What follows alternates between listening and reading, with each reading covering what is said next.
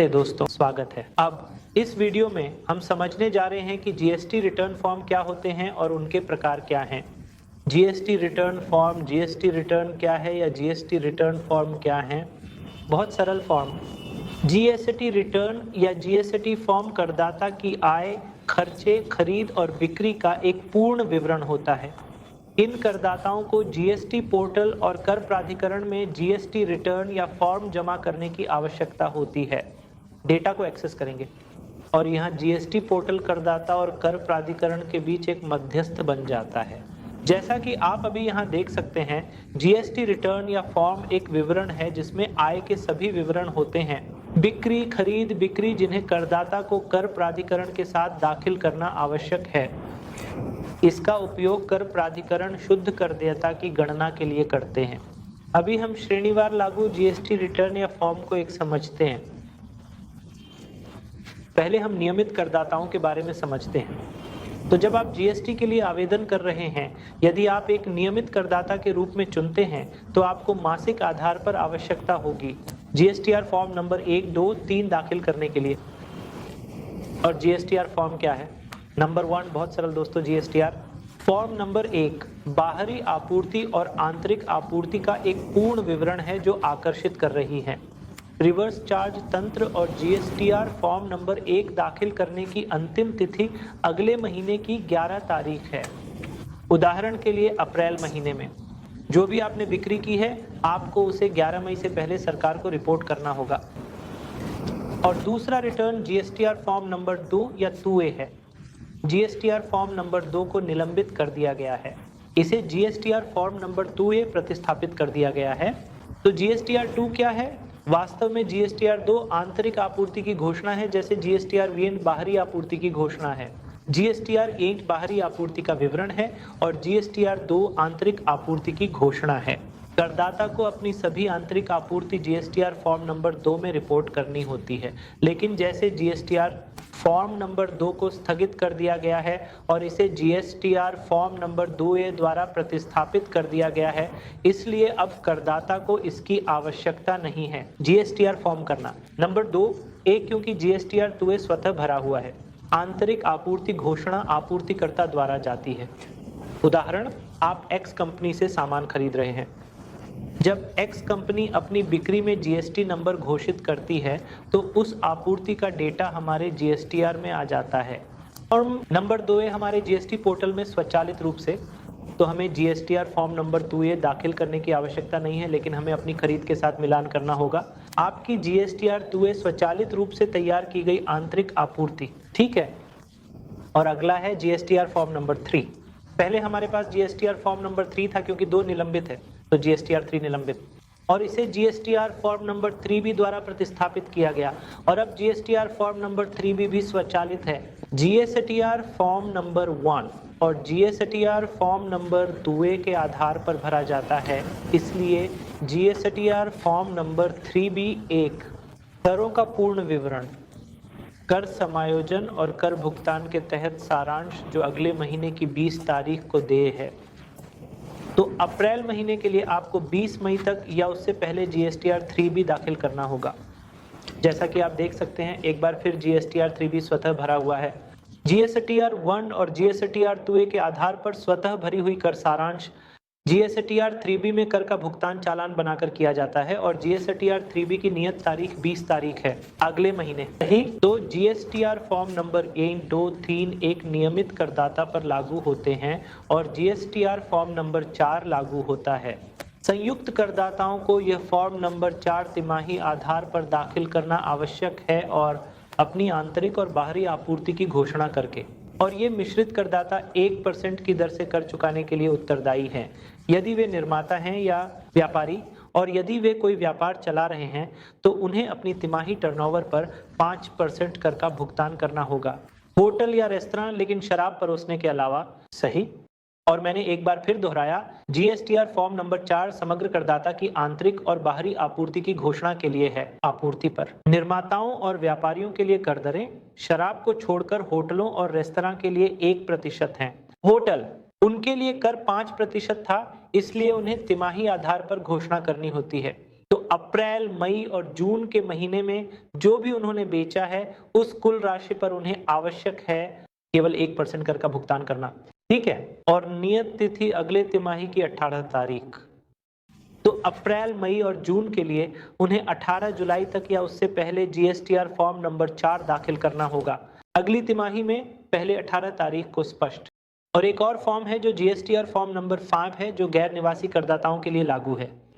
उन्हें अपनी जानकारी जीएसटीआर फॉर्म में घोषित करनी होती है। गैर निवासी कर योग्य व्यक्ति संख्या 4 लिखी गई है और जीएसटीआर फॉर्म संख्या दाखिल करने की अंतिम तिथि 5 अगले महीने की 20 तारीख है। और फिर हमारे पास एक और फॉर्म है जो इनपुट सेवा वितरक के लिए लागू जीएसटीआर फॉर्म नंबर 6 है और इनपुट सेवा वितरक के लिए लिखा गया है ताकि वह अपनी शाखाओं को पात्र इनपुट कर क्रेडिट वितरित कर सके। उन्हें जीएसटीआर फॉर्म नंबर 6 दाखिल करना आवश्यक है। एक और है, वह है टीडीएस और टीसीएस। और टीडीएस के लिए लागू रिटर्न जीएसटीआर फॉर्म नंबर 7 है और टीसीएस के लिए जीएसटी का लागू रिटर्न जीएसटीआर 8 है और वर्तमान में जीएसटी के लिए टीडीएस 7 लागू है। स्रोत पर कटौती करने वाले सरकारी प्राधिकरणों के लिए रिटर्न, तो यहाँ आपको जीएसटी पोर्टल में कुल टीडीएस कटौती और सरकार को भुगतान की गई कुल टीडीएस की घोषणा करनी होगी जीएसटीआर फॉर्म नंबर 7 घोषित करके। ठीक है, और टीसीएस के लिए यह वास्तव में ई कॉमर्स ऑपरेटरों के लिए लागू है। तो जीएसटीआर फॉर्म नंबर 8 स्रोत पर एकत्रित करके विवरण के लिए लागू होता है जो आपूर्ति से प्रभावित होता है ई कॉमर्स ऑपरेटर और उनके द्वारा स्रोत पर एकत्रित किए गए कर की राशि। इसलिए किसी भी ई कॉमर्स ऑपरेटर को जो भी टीसीएस उन्होंने एकत्र किया है उसे जीएसटीआर फॉर्म दाखिल करना आवश्यक है अगले महीने की 10 तारीख तक संख्या 8। और फिर विदेशी दूतावासों के लिए एक और फॉर्म लागू होता है और वह आंतरिक आपूर्ति के लिए है, सरकारी निकायों के लिए। और जीएसटीआर फॉर्म नंबर 11 उस व्यक्ति द्वारा प्रस्तुत की जाने वाली आंतरिक आपूर्ति के विवरण के लिए लागू है, यूआई होने और रिफंड का दावा करने के लिए। कोई भी व्यक्ति जिसके पास यूआई और विशिष्ट पहचान संख्या है वह जीएसटी पंजीकरण की एक विशेष श्रेणी है।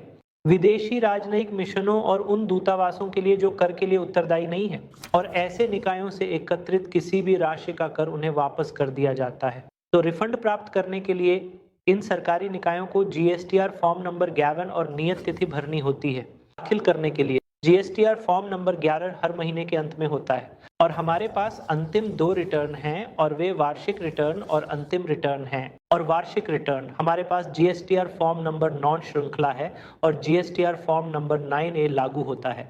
एक सामान्य करदाता को जीएसटीआर फॉर्म में सभी वार्षिक जानकारी घोषित करनी होती है। नंबर 9 और फाइलिंग की नियत तारीख। जीएसटीआर फॉर्म नंबर 9 अगले वित्तीय वर्ष की 30 दिसंबर है और जीएसटीआर फॉर्म नंबर 9A वास्तव में मिश्रित करदाता पर लागू होता है लेकिन इसे बाद में निलंबित कर दिया गया। और जीएसटीआर फॉर्म नंबर 9B वार्षिक रिटर्न है जिसे हर ई कॉमर्स ऑपरेटर द्वारा दाखिल किया जाना आवश्यक है, स्रोत पर कर एकत्रित करना।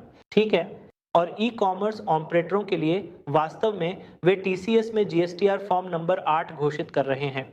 यह स्रोत पर एकत्रित कर है और यह मासिक आधार पर होता है और उन्हें वार्षिक आधार पर जीएसटीआर फॉर्म नंबर 9 भी घोषित करके वही घोषित करना आवश्यक है। हाँ, और नियत तारीख अगले वित्तीय वर्ष में 31 दिसंबर के समान है और जीएसटीआर फॉर्म नंबर 9C बयानों के मिलान प्रमाणित मिलान के लिए लागू है। वह विवरण जो उन लोगों पर लागू होता है जिनका टर्नओवर 2 करोड़ से अधिक है और भी वे लोग जिन्हें अपने खातों का ऑडिट करना आवश्यक है, इसीलिए उन्हें वार्षिक आधार पर जीएसटीआर फॉर्म नंबर 9C दाखिल करना आवश्यक है और नियत तारीख अगले वित्तीय वर्ष की 31 दिसंबर ही है। और अंत में लेकिन कम महत्वपूर्ण नहीं, जीएसटीआर फॉर्म नंबर 10 उन लोगों के लिए लागू है जिनका जीएसटी पहचान संख्या रद्द कर दी जाती है और अंतिम रिटर्न के रूप में जीएसटीआर फॉर्म नंबर 10 दाखिल किया जाना चाहिए। एक करदाता द्वारा दाखिल किया गया जिसका जीएसटी पंजीकरण रद्द कर दिया गया है और साथ ही समर्पण की तारीख का प्रावधान, रद्दीकरण आदेश का विवरण और रद्दीकरण की तारीख को रखे गए समापन स्टॉक का विवरण, और आपको समापन स्टॉक पर करों का भुगतान करना आवश्यक है। और साथ ही नियत तारीख यह है कि आपको जीएसटीआर फॉर्म नंबर 3 को तारीख से 3 महीने के भीतर दाखिल करना होगा रद्द करने का। और ये सब है जीएसटीआर फॉर्म सही। धन्यवाद। नमस्ते दोस्तों, स्वागत है। इस वीडियो में हम जीएसटी कर प्रतिस्पर्धा और जीएसटी समायोजन को समझने जा रहे हैं कि कैसे हम जीएसटी में कर देयता की गणना करें। सही। और आपको समझाने के लिए एक बहुत ही सरल सूत्र है। मेरे पास 2 सूत्र हैं। बुनियादी सूत्र बहुत सरल है। बिक्री पर एकत्रित कुल करों में से खरीद पर भुगतान किए गए कुल करों को घटाना। खरीद के बराबर, यदि वह उत्तर सकारात्मक है तो कर दिया है, और अगर उत्तर ऋणात्मक है तो वह आपका कर वापसी योग्य है। सही। तो जीएसटीआर फॉर्म नंबर 1 में हम आपकी बाहरी आपूर्ति की घोषणा करते थे। सही। तो बाहरी आपूर्ति पर बिक्री पर जो भी कर आपने एकत्रित किए, ठीक है, आपकी बिक्री के दौरान आपने जो भी कर एकत्रित किए उसमें से आपकी खरीद पर भुगतान किए गए कुल करों को घटाएं, कर देयता के बराबर होता है।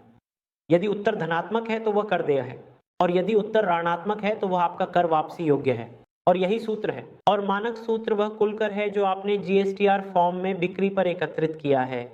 महीने की संख्या एक महीने में एकत्रित कुल करों में से उसी महीने में भुगतान किए गए कुल करों को घटाना उस संबंधित महीने की वर्तमान देयता के बराबर। ठीक है, मैं महीने की बिक्री पर कुल कर एकत्रित किया जाता है, उसी महीने की खरीद पर भुगतान किए गए कुल कर उस विशेष महीने की देयता के बराबर होते हैं। तो वर्तमान महीने की देयता में से पिछले महीने का इनपुट यदि उपलब्ध हो, घटाने पर वर्तमान महीने का शुद्ध कर प्राप्त होता है, देयता। ठीक है, और हम इसे व्यावहारिक दृष्टिकोण से समझने जा रहे हैं, और हमारे पास जीएसटी कर गणना है, और अप्रैल, मई और जून के महीने के समायोजन भी, और हम इसे एक एक करके समझ सकते हैं। अप्रैल का महीना, अप्रैल महीने में कुल खरीद लगभग 7,000 रुपये है और खरीद पर भुगतान किए गए कुल कर हैं। आइए उदाहरण लेते हैं कि 10% जीएसटी लागू है। तो अप्रैल महीने में कुल खरीद लगभग 7,000 रुपये है और खरीद पर कुल कर भुगतान किया गया है 70,000 है, और हम 3,000 का लाभ मार्जिन जोड़ रहे हैं, और हम लगभग 10,000 रुपए का भुगतान कर रहे हैं। कुल बिक्री मूल्य 10 लाख है।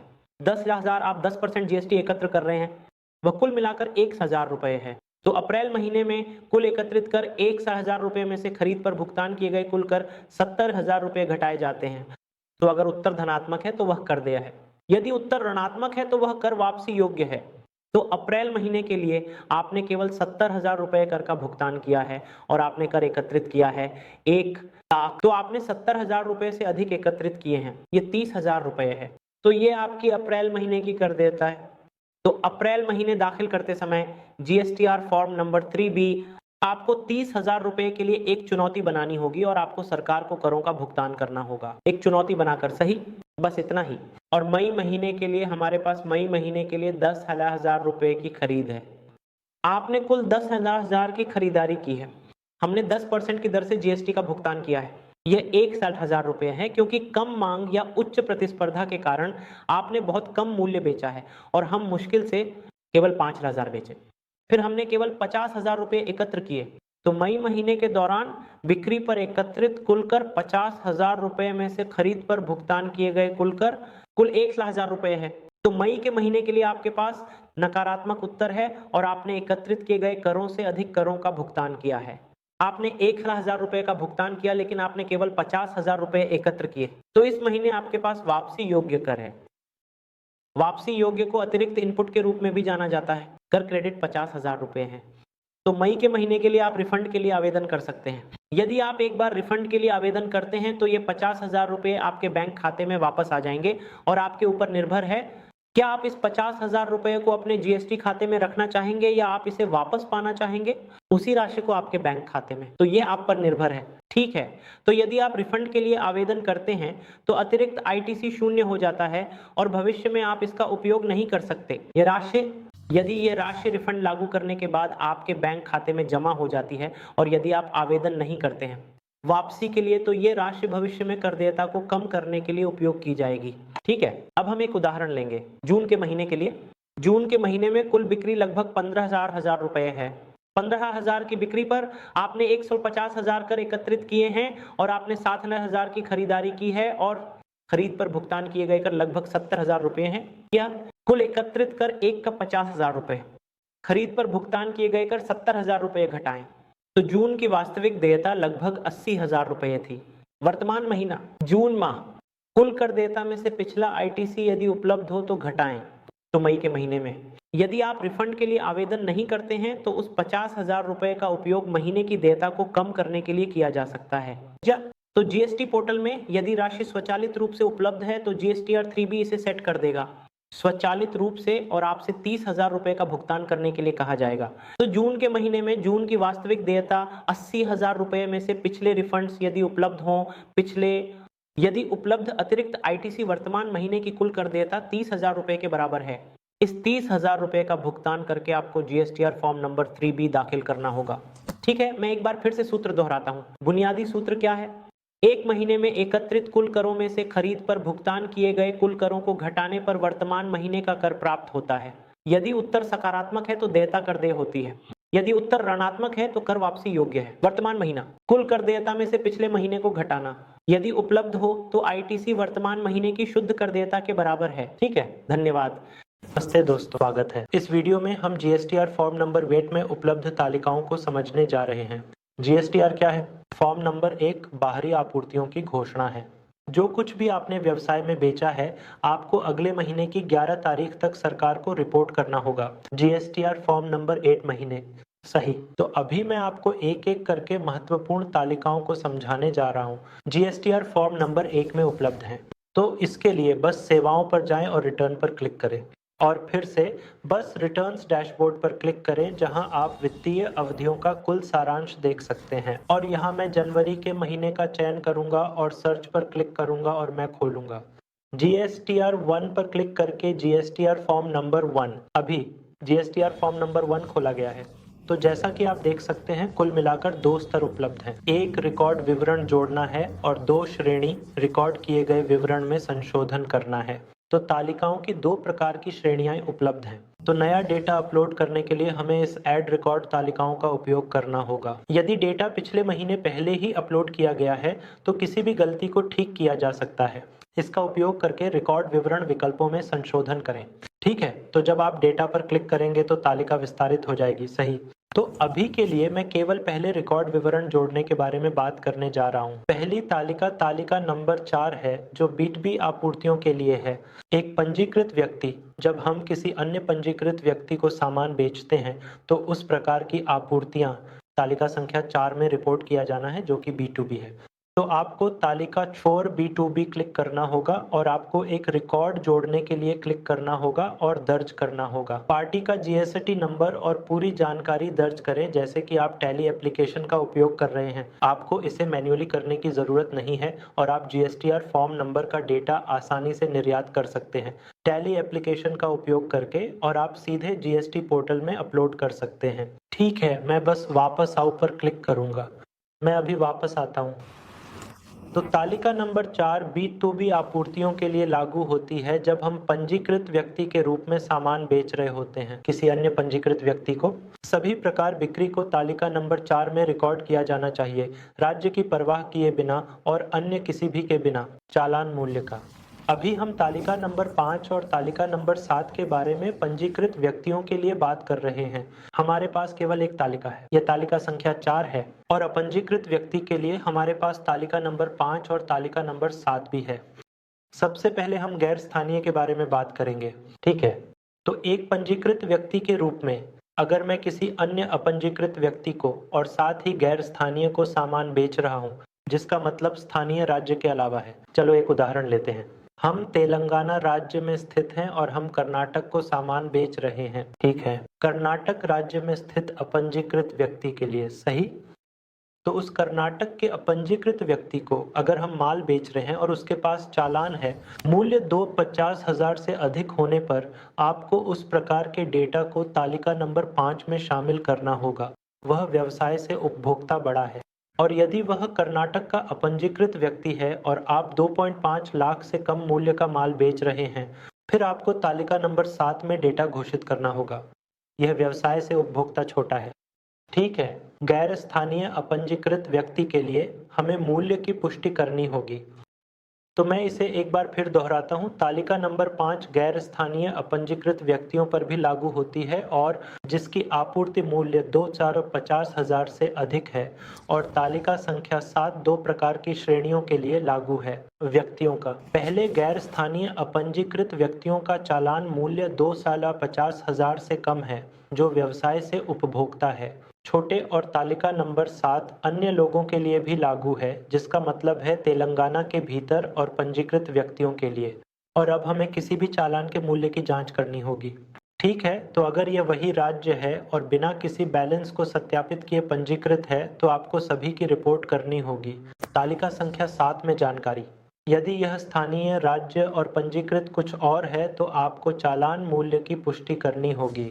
यदि यह 2,50,000 से अधिक है तो तालिका नंबर 5, यदि यह 2,50,000 से कम है तो तालिका नंबर 7 लागू होती है। सही। और तालिका नंबर 6 निर्यात के लिए लागू है। भारतीय क्षेत्र, यदि आप कोई सामान निर्यात कर रहे हैं तो आपको उन चालानों को घोषित करना होगा। तालिका संख्या 6। सही। और हमारे पास एक और तालिका है जो तालिका संख्या 8 है, जो छूट प्राप्त और शून्य दर वाली आपूर्तियों के लिए है। गैर जीएसटी बाहरी आपूर्तियां, जैसे यदि आप छूट प्राप्त वस्तु या गैर जीएसटी वस्तु बेच रहे हैं तो आपको इसे तालिका में रिपोर्ट करना होगा। संख्या 8। और हमारे पास है तालिका नंबर 9। श्रृंखला 1 तालिका संख्या 9B है। यह पंजीकृत रिटर्न और 9B के लिए लागू है। पिछले महीनों में सामान बेचने के बाद अपंजीकृत रिटर्न के लिए एक और तालिका लागू होती है। तो अगर माल वापस किया जाता है तो आपको इसे क्रेडिट नोट में दर्ज करना होगा ताकि इस प्रकार की बिक्री वापसी को तालिका संख्या 9B में घोषित किया जाना है। यदि यह पंजीकृत बिक्री वापसी है तो इसे इस तालिका में घोषित करें। यदि यह अपंजीकृत बिक्री वापसी है 9B में एक अन्य अपंजीकृत तालिका में बताएं। सही। और हमारे पास एक और 2 महत्वपूर्ण तालिकाएं हैं जो तालिका संख्या 12 और तालिका संख्या 13 है। तो तालिका नंबर 12 HSN सारांश के लिए लागू है। सही। तो आपको अपनी सभी वस्तुओं की जानकारी SSC कोड और HSN कोड वस्तुवार और सेवा के साथ रिपोर्ट करनी होगी। समझ। आपको तालिका संख्या 12 में डेटा रिपोर्ट करना होगा। यह है HSN सारांश वस्तुवार या सेवावार आपके HSN कोड का उपयोग करके या आपके SSC कोड का उपयोग करके। आपको तालिका संख्या 12 में सभी उत्पाद या सेवा की जानकारी घोषित करनी होगी जो भी आपके पास हो। कुल चीनी एक पंजीकृत व्यक्ति से एक अपंजीकृत व्यक्ति को बेच रहे हैं। सही। तो कुल कितनी चीनी बेची गई? चीनी का कुल मूल्य क्या है?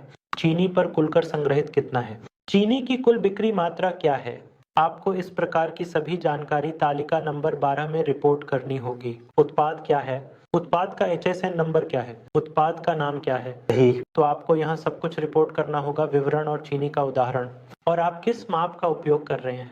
ये एक उदाहरण लेते हैं। आप यहाँ KGS का उपयोग कर रहे हैं और उस विशेष महीने में चीनी की कुल बिक्री मात्रा क्या है और कुल मूल्य क्या है और उसी राशि पर कुल GST कितना एकत्र किया गया है। ठीक है, आपको इस तरह रिपोर्ट करना है और आपको ऐड पर क्लिक करना है। मैं बस एक बार फिर से वापस आऊंगा। ठीक है। और आखिरी तालिका व तालिका नंबर 13 क्या है? ये दस्तावेजों का सारांश घोषणा है। तो इस निर्दिष्ट महीने में पहला चालान नंबर क्या है? इस महीने में आपने जारी किए गए अंतिम चालान संख्या क्या है और कुल कितने चालान जारी किए हैं? आइए एक उदाहरण लेते हैं। आपने अपने चालान संख्या 1101 से शुरुआत की। यह मेरा पहला चालान नंबर है और 1825 अंतिम चालान नंबर है और कुल चालानों की संख्या है। जारी किए गए चालान की संख्या 25 है और रद्द किए गए चालान की कुल संख्या 5 है और जारी किए गए चालान की कुल शुद्ध संख्या और वह 20 है। सही। और आपको इस तरह से रिपोर्ट करना होगा। ठीक है। और नीचे आकर एक बार फिर से सेव पर क्लिक करें।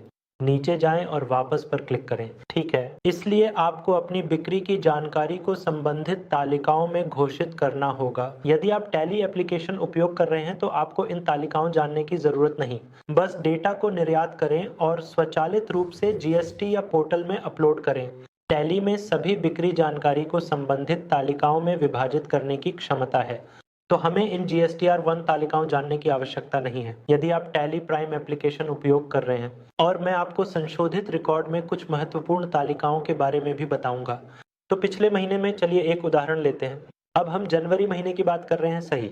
तो दिसंबर के महीने में GSTR फॉर्म नंबर 1 दाखिल करने के बाद अगर आपको कोई गलती मिलती है और अगर आप उन्हें सही करना चाहते हैं तो हम संशोधित रिकॉर्ड विवरण का उपयोग करेंगे। तो पिछले महीने यदि आपने तालिका नंबर 4 में कोई गलती की है जो कि B2B है तो वह B2B तालिकाओं में संशोधन में सही किया जाए। यही वह तालिका संख्या 9A है जिसने पिछले महीने तालिका संख्या 5 में B2B चालानों में संशोधन किया। यह व्यवसाय से उपभोक्ता बढ़ा है। यदि आपने तालिका नंबर 5 में कोई गलती की है तो उसे यहाँ अभी ठीक किया जा सकता है। ठीक है, संशोधित तालिका में वही तालिकाएं उपलब्ध हैं। तो पिछले महीने यदि आपने तालिका नंबर 6 में कोई गलती की है जो कि निर्यात चालान है, निर्यात के लिए संशोधित नए चालानों में इसे ठीक किया जा सकता है। सही। तो संशोधित तालिकाएं सुधार के लिए हैं। आइए उदाहरण लेते हैं। मैं आपको सिर्फ वन प्रैक्टिकल दिखाऊंगा क्योंकि हम जनवरी के महीने में हैं, तो मैं आपको दिसंबर महीने के लिए दिखाऊंगा। ठीक है, तो मैं बस दिसंबर में वापस जाऊंगा। तो दिसंबर महीने में मैं आपको एक बात बताना चाहता हूँ। मैं जीएसटीआर फॉर्म नंबर 1 खोलूंगा कि दाखिल किया गया है। मैं पिछले महीने में B2B इनवॉइस खोलूंगा। यहाँ एक चालान संख्या है। आप जानते हैं पिछले महीने हमने टैली सॉल्यूशंस की ओर बिक्री की घोषणा की थी और चालान नंबर VSS 1321 22 और 537 के आसपास एक अमान्य मान है और यह कर योग्य है। 4600 प्लस 829 सही। तो चलिए एक उदाहरण लेते हैं। दिसंबर महीने के लिए GSTR 1 दाखिल करने के बाद मुझे कहीं कुछ गलत लगा और मैं चाहता था उन्हें सही करने के लिए। सही। तो अगर आप उन्हें सही करना चाहते हैं, आप अगले महीने में ऐसा कर सकते, तो जनवरी के महीने में है। तो मैं जनवरी खोलूंगा और खोज पर क्लिक करूंगा और बस GSTR 1 पर क्लिक करूंगा और मैं जनवरी महीने में सामान्य बिक्री में कुछ भी घोषित नहीं करने जा रहा हूं, लेकिन मैं बस जाऊंगा। रिकॉर्ड में संशोधन करें, रिकॉर्ड्स को विस्तारित करें और मैं संशोधित B2B इनवॉइस खोलूंगा और मैं केवल इनवॉइस नंबर टाइप करूंगा। चालान संख्या क्या थी? वेदांत VSS 1321 और क्लिक करें या बस एंटर दबाएं। यदि वह चालान स्वचालित रूप से उपलब्ध है तो सिस्टम जानकारी एकत्र कर लेगा और यहाँ ये पुरानी जानकारी है। यदि आप अपडेट करना चाहते हैं, एक उदाहरण लेते हैं। अब ये 4600 नहीं है। आइए एक उदाहरण लेते हैं। ये लगभग 10,000 है, तो 10,000 प्लस 18% GST और कुल चालान मूल्य लगभग 11,800 है और यदि आवश्यक हो तो बस परिवर्तन करें और क्लिक करें। सेव पर क्लिक करने पर चालान स्वचालित रूप से अपडेट हो जाएगा। तो इस तरह आप किसी भी संशोधन को आसानी से पास कर सकते हैं। सही। तो ये सभी तालिकाएं GSTR फॉर्म नंबर 1 में उपलब्ध हैं। सही। धन्यवाद। नमस्ते दोस्तों, स्वागत है। इस वीडियो में हम टैली प्राइम एप्लीकेशन का उपयोग करके GSTR 1 दाखिल करने के तरीके पर चर्चा करेंगे। देखिए, पिछली कक्षाओं में हमने एक नई कंपनी बनाना, सामान्य लेजर बनाना पूरा कर लिया है। स्टॉक आइटम्स बनाना, वस्तुओं के लिए वाउचर रिकॉर्ड करना, सेवाओं के लिए वाउचर रिकॉर्ड करना हमने समाप्त कर लिया है और सभी लेन देन रिकॉर्ड करना भी पूरा कर लिया है। अगस्त के महीने में हमने सहारा, हिंदुस्तान, वेदांता को वस्तुएं बेची और हमने कुछ सेवाएं बेची। दलाल स्टेट्स, प्रकाश राज सही। तो रिकॉर्डिंग का हिस्सा पूरा हो गया है। अब टैली से डेटा निर्यात करने और जीएसटी पोर्टल पर अपलोड करने का समय है। क्या आपको याद है जब हम जीएसटी में अपनी कंपनी बना रहे थे तब की हमारी शुरुआती कक्षाएं? हमने 2 फोल्डर बनाए हैं। 1 हमारे डेटा सेविंग के लिए है, 1 हमारे रिपोर्ट एक्सपोर्ट सेविंग के लिए है। सही। तो अब टैली से मैं इन फोल्डरों से GSTR 1 को इस टैली प्राइम रिपोर्ट्स फोल्डर में निर्यात करने जा रहा हूँ। हम जीएसटी पोर्टल पर अपलोड करते हैं, तो बस नोट्स का भी पालन करें। मैं ये नोट्स वीडियो संसाधनों में प्रदान करूंगा, कृपया डाउनलोड करें। तो पहला कदम, चरण 5 हमारे टैली से पीसी में GSTR 1 निर्यात करना और फिर पीसी से GST पोर्टल पर पुनः अपलोड करना है। यह दाखिल करने की प्रक्रिया 2 भागों में विभाजित है। तो यहाँ आपको क्या करना है, बटन पर क्लिक करें, गो टू पर जाएं और टैली मुख्य पृष्ठ पर GSTR 1 खोजें। आप बस बटन पर क्लिक करें, जाएं और GSTR 1 खोजें। लेकिन यहाँ पोर्टल में GSTR 1 अपलोड करने से पहले टैली एप्लीकेशन में डिफ़ॉल्ट रूप से वाउचर नंबर, साधारण नंबर 1, 2, 3, 4, 5, 6 और इसी तरह जितना सरल, मैं एक उपसर्ग और प्रत्यय जोड़ना चाहता था। मैं बस पुष्टि करना चाहता था। मैं सिर्फ एक साधारण इनवॉइस नंबर को एक ब्रांडेड इनवॉइस नंबर में बदलना चाहता था जिसमें उपसर्ग और इनवॉइस नंबर के पहले और बाद में प्रत्यय। हम इसे कैसे कर सकते हैं? बस अल्टर वाउचर प्रकार पर जाएं, बिक्री चुनें, अतिरिक्त नंबरिंग विवरण। हाँ, मुझे कम से कम 4 अंकों का इनवॉइस नंबर चाहिए। अगर मेरा इनवॉइस नंबर 4 अंकों से कम है तो उसे पहले से भरा हुआ होना चाहिए। शेष अंकों को 0 से भरें। हाँ, और यहाँ मैं एक उपसर्ग जोड़ने जा रहा हूँ, मान लीजिए P। वास्तव में हमें कंपनी का नाम वी सॉल्यूशंस दर्ज करना होगा। बिल्कुल, मैं वी सॉल्यूशंस के साथ जाऊँगा। उपसर्ग में 23 और 24 में मैंने V जोड़ा है और प्रत्यय में मैंने 4 जोड़ा है और मैंने संख्या की चौड़ाई बढ़ाई है, कम से 4 Ctrl+A1। स्वीकार करने के लिए Ctrl+A1 और Y दबाएं। अब आपको एक रिपोर्ट पर जाना चाहिए। आप देखेंगे कि वाउचर नंबरिंग अपडेट हो गई है। पहले हमारे पास केवल साधारण थी, सिर्फ लो 1 0 2। अब ये अपडेट हो गया है। अब हम टैली के मुख्य पृष्ठ से निर्यात करने का तरीका निर्यात करने जा रहे हैं। बटन पर क्लिक करें, जाएं और GSTR 1 खोजें। आप ऐसा करें या फिर आप दूसरा तरीका, मैनुअल तरीका भी अपना सकते हैं। अधिक रिपोर्ट्स प्रदर्शित करें, GST रिपोर्ट्स और GSTR 1 पर जाएं। GSTR 1 खोलने के बाद आप किसी भी एक तरीके का उपयोग कर सकते हैं। बस अपनी फाइलिंग अवधि सेट करने के लिए Alt+F2 दबाएं। डिफ़ॉल्ट रूप से ये जुलाई में खुल रहा है, लेकिन मैंने जुलाई में कोई रिकॉर्ड नहीं बनाया, इसलिए Alt+F2 का उपयोग करके अपनी रिपोर्ट फाइलिंग सेट करें। अवधि हम अगस्त महीने के लिए दाखिला कर रहे हैं, तो 1 अगस्त से 21 अगस्त तक और सुनिश्चित करें कि GST पोर्टल में निर्यात और अपलोड करने से पहले लेन देन रिकॉर्ड करते समय आवश्यक सुधार 0 होने चाहिए। यदि आप डबल CGST या डबल SGST जोड़ते हैं, या यदि आप GST जोड़ना भूल जाते हैं, या यदि आप कोई गलत GST चुनते हैं, लेजर, या यदि आप किसी आइटम को बनाते समय यदि आप किसी GST प्रतिशत को अपडेट करना भूल जाते हैं, तो आप एक और खोलें। त्रुटि टैली दिखाएगा कि क्या त्रुटि है। आपको बस इसे खोलना है, त्रुटि को ठीक करना है और सहेजना है। इसलिए निर्यात और अपलोड करने से पहले सुनिश्चित करें कि डेटा में 0 त्रुटियां दर्ज हैं। समझें, मैं एक गलती करूंगा, मैं वाउचर पे जाऊंगा। मान लीजिए कि मैं वाउचर मोड बदलने जा रहा हूं, मैं एक आइटम जोड़ूंगा। मान लीजिए कि यह एक नकद बिक्री है और पंजीकृत है। ये एक नकद बिक्री है अपंजीकृत व्यक्ति को। मान लीजिए डेल XPS 1 नंबर। अब मैं फिर से CGST जोड़ रहा हूँ, CGST Ctrl+A। मैंने GST को 2 गुना कर दिया है। यदि आप बटन पर क्लिक करते हैं, GSTR 1 खोजें और Alt+F2 1 अगस्त से 31 अगस्त तक। अब आप देख सकते हैं कि सुधार की आवश्यकता के अंतर्गत एक लेन देन दर्ज है। तो जब आप लेन देन रिकॉर्ड कर रहे हो, अगर आपने कोई गलती की है तो वह सुधार की आवश्यकता के अंतर्गत दिखाई देगी। लेन देन खोलें, त्रुटि क्या है इसे पढ़ने की कोशिश करें। टैक्स लेजर निर्दिष्ट नहीं है, इसे खोलें। अब आप यहाँ देख सकते हैं प्रश्न के अनुसार नकद CGST 7000 की गणना की गई है और इसमें कोई लेजर नहीं है। IGST, बस एंटर दबाएं। लेन देन खोलें और त्रुटि का पता लगाएं और इसे SGST से बदलें। एक बार इसे सहेजने के बाद त्रुटि स्वचालित रूप से हटा दी जाएगी। अब आप देख सकते हैं कि त्रुटि हटा दी गई है। इसलिए निर्यात और अपलोड करने से पहले सुनिश्चित करें कि आपको 0 सुधारों की आवश्यकता है। आपकी त्रुटि रिपोर्ट खाली होनी चाहिए, जिसका मतलब है कि डेटा में कोई त्रुटि नहीं है। अगला कदम ये है कि आप एक्सपोर्ट बटन पर क्लिक करें और GST रिटर्न्स पर जाएं और फिर एक्सपोर्ट करें। बटन पर क्लिक करें, निर्यात पर जाएं, GST रिटर्न्स पर जाएं और फिर यहाँ निर्यात पर क्लिक करें। देखिए, अपनी पिछली कक्षाओं के दौरान मैंने पहले से ही डिफ़ॉल्ट डेटा सेविंग अवधि को टैली प्राइम रिपोर्ट्स के रूप में सेट कर दिया है और प्रारूप को JSON के रूप में चुना गया। यदि आप अलग-अलग प्रारूप या उन्हें बदलने के लिए अलग स्थान देखते हैं, तो आपको कॉन्फ़िगर करने के लिए जाना होगा सेटिंग्स। इसलिए सुनिश्चित करें कि फाइल फॉर्मेट JSON होना चाहिए और कभी-कभी टैली एक्सेल विकल्प के साथ आता है। आप JSON में बदलते हैं और फिर निर्यात स्थान, यहाँ तक कि निर्यात पथ भी बदलते हैं। इसके अलावा आप हमेशा अपना रास्ता ऐसा रखें जिसे आप आसानी से याद कर सकें। ठीक है, तो आप हमेशा अपनी निर्यात स्थान को अनुकूलित कर सकते हैं। बस फ़ोल्डर पथ में जाएं, एंटर दबाएं और ड्राइव से चयन करें और आप किसी भी स्थान को चुन सकते हैं, लेकिन केवल बात यह है कि आपको याद रखना चाहिए कि आपने डेटा कहाँ निर्यात किया है। मान लीजिए कि मैं टैली प्राइम रिपोर्ट्स फ़ोल्डर में ई ड्राइव निर्यात करूँगा। Ctrl+A दबाकर सेव करें और अब टैली से निर्यात पर जाएं। GSTR 1 को हमारी टैली प्राइम रिपोर्ट्स में निर्यात कर दिया गया है। फ़ोल्डर, तो ये 5वां चरण पूरा हो गया और मैंने बहुत से छात्रों को देखा है। वे टैली से किसी भी फ़ोल्डर में निर्यात करेंगे और फिर भूल जाएंगे कि उन्होंने कहाँ निर्यात किया है, और बाद में जब वे फिर से निर्यात करने की कोशिश करेंगे तो वे निर्यात पर जाएंगे और GST का चयन करेंगे। रिटर्न्स, और यदि आप देखते हैं कि ये दिखा रहा है कि निर्यात के लिए लंबित वाउचर 0 है, तो आपने पहले ही निर्यात कर दिया है, लेकिन आप जानते हैं, आपको याद नहीं है कि आपने कहाँ निर्यात किया है। यदि आप निर्यात करने का प्रयास करते हैं तो ये दिखा रहा है रिपोर्ट निर्यात की जा चुकी है, तो निर्यात करने के लिए कुछ भी नहीं है। तो इन मामलों में आपको जो करना है वह है विशेष लेन देन को खोलना।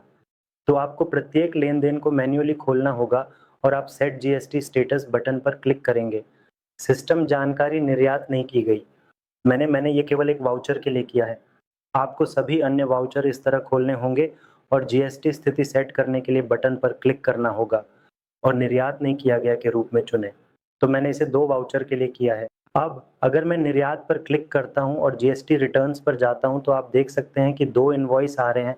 वाउचर की संख्या 2। तो संभवतः यदि आपने पहले ही निर्यात किया है लेकिन आपको याद नहीं है कि आपने कहाँ निर्यात किया, इसे निर्यात करने के लिए एक बार फिर से सभी वाउचर खोलें, एक बार फिर से सभी गिनती खोलें और आप बटन पर क्लिक करें, जीएसटी स्थिति सेट करें और इसे निर्यात नहीं किया गया के रूप में चुनें ताकि आप फिर से निर्यात कर सकें और आप जीएसटी पोर्टल पर बिना किसी रुकावट के अपलोड कर सकते हैं। तो जैसा कि मैंने पहले ही इस पीसी के ई ड्राइव में टैली रिपोर्ट्स फोल्डर में निर्यात किया है, यहाँ से मैं अपलोड करने जा रहा हूँ जीएसटी पोर्टल। आप फिर से नोट्स का पालन करें। अगला कदम क्या था? हमारे पीसी से जीएसटी पोर्टल पर जीएसटीआर1 अपलोड करें। सबसे पहले आपको जीएसटी पोर्टल में लॉगिन करना होगा। www.gst.gov.in पर जाएं और लॉगिन बटन पर क्लिक करें। बस अपना उपयोगकर्ता नाम और पासवर्ड जोड़ें और अपने उपयोगकर्ता नाम और पासवर्ड का उपयोग करके जीएसटी पोर्टल में लॉगिन करें। लॉगिन हो जाने के बाद आप सेवाएं रिटर्न्स डैशबोर्ड पर जाएं। सेवाएं रिटर्न्स डैशबोर्ड पर जाएं। यहाँ से आपको बस विकल्प चुनना है। अगस्त, हम किस महीने दाखिल कर रहे हैं? अगस्त महीने और इसी तरह के लिए। और मैं पहले ऑनलाइन जाऊंगा ताकि आपको सारा डेटा मिटाने का तरीका दिखा सकूं। ऑनलाइन तैयारी करने जाएं। तो अब आप देख सकते हैं कि कुछ डेटा उपलब्ध है। मैं रीसेट बटन पे क्लिक करने जा रहा हूँ। हाँ, और फिर से रिफ्रेश पर क्लिक करें। अब आप देख सकते हैं कि अगस्त महीने के लिए सभी डेटा 00 दिखा रहा है। अगस्त के जीएसटीआर1 में कोई डेटा उपलब्ध नहीं है। हम फिर से वापस जाएंगे और अगस्त की अवधि के लिए खोज करेंगे और खोजें। हाँ, अब हमने अगस्त अवधि का चयन किया और खोज पर क्लिक किया। मेरे पास स्क्रीन है, इसलिए यहाँ 2 बटन हैं। ज़्यादातर प्रिपेयर ऑफलाइन का उपयोग जेसॉन अपलोड करने के लिए किया जाता है। अपलोड करने के बाद हमारा कंप्यूटर ऑनलाइन तैयार करें का उपयोग डेटा की समीक्षा करने, डेटा को रीसेट करने और डेटा अपलोड करने, रिटर्न सबमिट करने के लिए किया जाता है। टैली पोर्टल पर आपको प्रिपेयर ऑफलाइन पर क्लिक करना होगा। अपलोडिंग के बाद डेटा की समीक्षा करें। रीसेट करने का मतलब है डेटा को साफ करना। रिटर्न जमा करने के लिए आपको ऑनलाइन तैयार करने के लिए जाना होगा। सबसे पहले मैं प्रिपेयर ऑफलाइन बटन पर क्लिक करूंगा और यह दिखाएगा कि अपलोड करने के लिए फाइल कहाँ है। मेरे इस पीसी में ई ड्राइव में टैली रिपोर्ट के फोल्डर में एक जीएसटीआर1 रिपोर्ट उपलब्ध है। उसे चुनें और अपलोड करें। रिटर्न अब अपलोड हो गया है। अब वर्तमान स्थिति प्रगति पर है। बटन पर क्लिक करें। स्थिति प्रगति में से प्रोसेस्ड और त्रुटि रिपोर्ट में बदल गई। उपलब्ध नहीं है और रिटर्न दाखिल करने के लिए वापस बटन पर क्लिक करें और बस अगस्त को चुनें और खोजें। ऑनलाइन तैयार करने के लिए जाएं। देखिए, हमने अभी ऑफलाइन का उपयोग करके अपलोड किया। अब मैं ऑनलाइन जा रहा हूँ। हाँ, तो अब ऑनलाइन आप देख सकते हैं कि 4 इनवॉइस आ रहे हैं। मैं 4 इनवॉइस खोलूंगा। मैं किसी भी एक प्रोसेस्ड रिकॉर्ड पर क्लिक करूंगा, सिर्फ आपको दिखाने के लिए। आप देख सकते हैं कि इनवॉइस नंबर V02 अब टैली में रिकॉर्ड हो गया है। टैली में जो भी डेटा हमने रिकॉर्ड किया था उसे अब निर्यात कर जीएसटी पोर्टल पर अपलोड कर दिया गया है। आप HSN वार सारांश और सेवा वार सारांश भी देख सकते हैं। ये सभी वस्तुएं और सेवाएं हैं जो हमने टैली में बनाई हैं। आवेदन, डेटा टैली में रिकॉर्ड किया गया, टैली से पीसी में निर्यात किया गया और फिर पीसी से जीएसटी पोर्टल पर अपलोड किया गया। जैसे ही समीक्षा प्रक्रिया पूरी हो जाती है, आप बस बटन पर क्लिक कर सकते हैं। आप भी इसी तरह से सारांश उत्पन्न करने के लिए जा सकते हैं, ताज़ा करें, फाइल करने के लिए आगे बढ़ें और स्टेटमेंट फाइल करें। सबसे पहले आप जनरेट समरी बटन पर क्लिक करें। वर्तमान स्थिति क्या है? दाखिल नहीं किया गया। रिफ्रेश पर क्लिक करें। अब नई स्थिति फाइल करने के लिए तैयार है। जनरेट समरी पर क्लिक करें, रिफ्रेश करें और अब जनरेट करें। सारांश बटन को बदल दिया गया है। फाइल करने के लिए आगे बढ़ने के लिए प्रोसीड टू फाइल बटन पर क्लिक करें और फिर से नीचे स्क्रॉल करें और फाइल स्टेटमेंट पर जाएं। बस मालिक का नाम चुनें और घोषणा को स्वीकार करें। डीएससी चुनें। यदि आपके मालिक के पास पेन ड्राइव में डिजिटल सिग्नेचर सर्टिफिकेट है तो क्लिक करें। डीएससी पर या फिर ईमेल और मोबाइल ओटीपी प्राप्त करने के लिए बस बटन पर क्लिक करें। समझ गए? ईवीसी, एक बार जब आप बटन पर क्लिक करेंगे तो ओटीपी डिलीवर हो जाएगा। बस ओटीपी की पुष्टि करें और इस प्रकार हम टैली प्राइम एप्लीकेशन का उपयोग करके जीएसटीआर1 दाखिल करते हैं। धन्यवाद। नमस्ते सभी को। इस वीडियो में हम जीएसटीआर1 शून्य रिटर्न दाखिल करने के बारे में जानेंगे। जब डेटा उपलब्ध हो तो आपको उस डेटा को लेखा सॉफ्टवेयर में रिकॉर्ड करना होगा। आपको सॉफ्टवेयर से डेस्कटॉप पर निर्यात करना होगा, फिर से डेस्कटॉप से जीएसटी पोर्टल पे अपलोड करना होगा। लेकिन जब कोई डेटा उपलब्ध नहीं होता है, जब व्यवसाय कोई बिक्री नहीं होती है, तो आपको जीएसटीआर1 शून्य रिटर्न दाखिल करना होता है। जीएसटीआर1 शून्य रिटर्न दाखिल करने के लिए जीएसटीआर1 शून्य रिटर्न दाखिल करने की अवधि का चयन करने के बाद आपको बस खोज बटन पर क्लिक करना है और फिर तैयार करने के लिए जाना है, सीधे ऑनलाइन। जब डेटा अपलोड करने के लिए उपलब्ध हो तो आपको प्रिपेयर ऑफलाइन बटन पर जाना होगा। लेकिन जब कोई डेटा सीधे उपलब्ध नहीं होता है तो ऑनलाइन तैयार करने के लिए जाएं और यहां आप देख सकते हैं कि कोई डेटा उपलब्ध नहीं है। आपको बस GSTR1 शून्य रिटर्न को सक्षम करना है और फिर सीधे एक विवरण दाखिल करने के लिए जाना है और आपको मालिक का नाम चुनना होगा। घोषणा का चयन करें, मालिक का नाम चुनें और बस फाइल विद DSSE बटन पर क्लिक करें। यदि आप इस मालिक के डिजिटल हस्ताक्षर प्रमाण पत्र के साथ रिटर्न दाखिल करना चाहते थे या फिर आप बस EVC इलेक्ट्रॉनिक सत्यापन कोड के साथ फाइल करने के बटन पर क्लिक करें, OTP भेज दिया जाएगा। आपको बस OTP की पुष्टि करनी है। तो मैं OTP की पुष्टि कर रहा हूं ताकि रिटर्न सफलतापूर्वक दाखिल हो सके। इस प्रकार हम GSTR1 शून्य रिटर्न दाखिल करते हैं। धन्यवाद। नमस्ते दोस्तों, स्वागत है। इस वीडियो में हम GST संशोधनों के साथ अपनी यात्रा शुरू करने जा रहे हैं। GST संशोधन। एक बार GST रिटर्न दाखिल हो जाने के बाद आप रिटर्न में कोई बदलाव नहीं कर सकते, लेकिन अगले महीने के GSTR1 में आप इनवॉइस को संशोधित कर सकते हैं। सिर्फ आपको समझाने के लिए इस अवधारणा पर मैं आपको अगस्त के लिए एक उदाहरण दिखाने जा रहा हूं। तो अगस्त के महीने में, अगस्त GSTR1 में लगभग 5 पंजीकृत बिक्री उपलब्ध हैं। तो उनमें से 4 इनवॉइस टैली शिक्षा से संबंधित हैं। 1 इनवॉइस आइस लैब्स की है। मैं आइस लैब्स की इनवॉइस खोलने जा रहा हूं। मान लीजिए यह इनवॉइस मूल्य लगभग 2099.77 है, लेकिन यहाँ हमने केवल 29,000 जोड़े हैं। रिटर्न दाखिल करने के बाद मान लीजिए मुझे यह जानकारी मिली। यहाँ भी आप इस लेन देन को संपादित या हटाने की कोई कार्रवाई नहीं कर सकते। ये लेन देन अगस्त का है और इनवॉइस नंबर VSS है 82324। यहाँ इनवॉइस मूल्य कुल 14,311 है और कुल कर योग्य मूल्य 29,000 है। मैं बस इस वाउचर में एक संशोधन करना चाहता था। यदि आप कोई बदलाव करना चाहते थे तो वह अगस्त महीने में दर्ज किया गया एक लेन देन है। तो अगर आप कोई बदलाव करना चाहते हैं तो मैं आपको सितंबर GSTR1 में ले जाऊंगा। मान लीजिए हमने एक अगस्त में गलती, हम सितंबर में सुधार करने जा रहे हैं।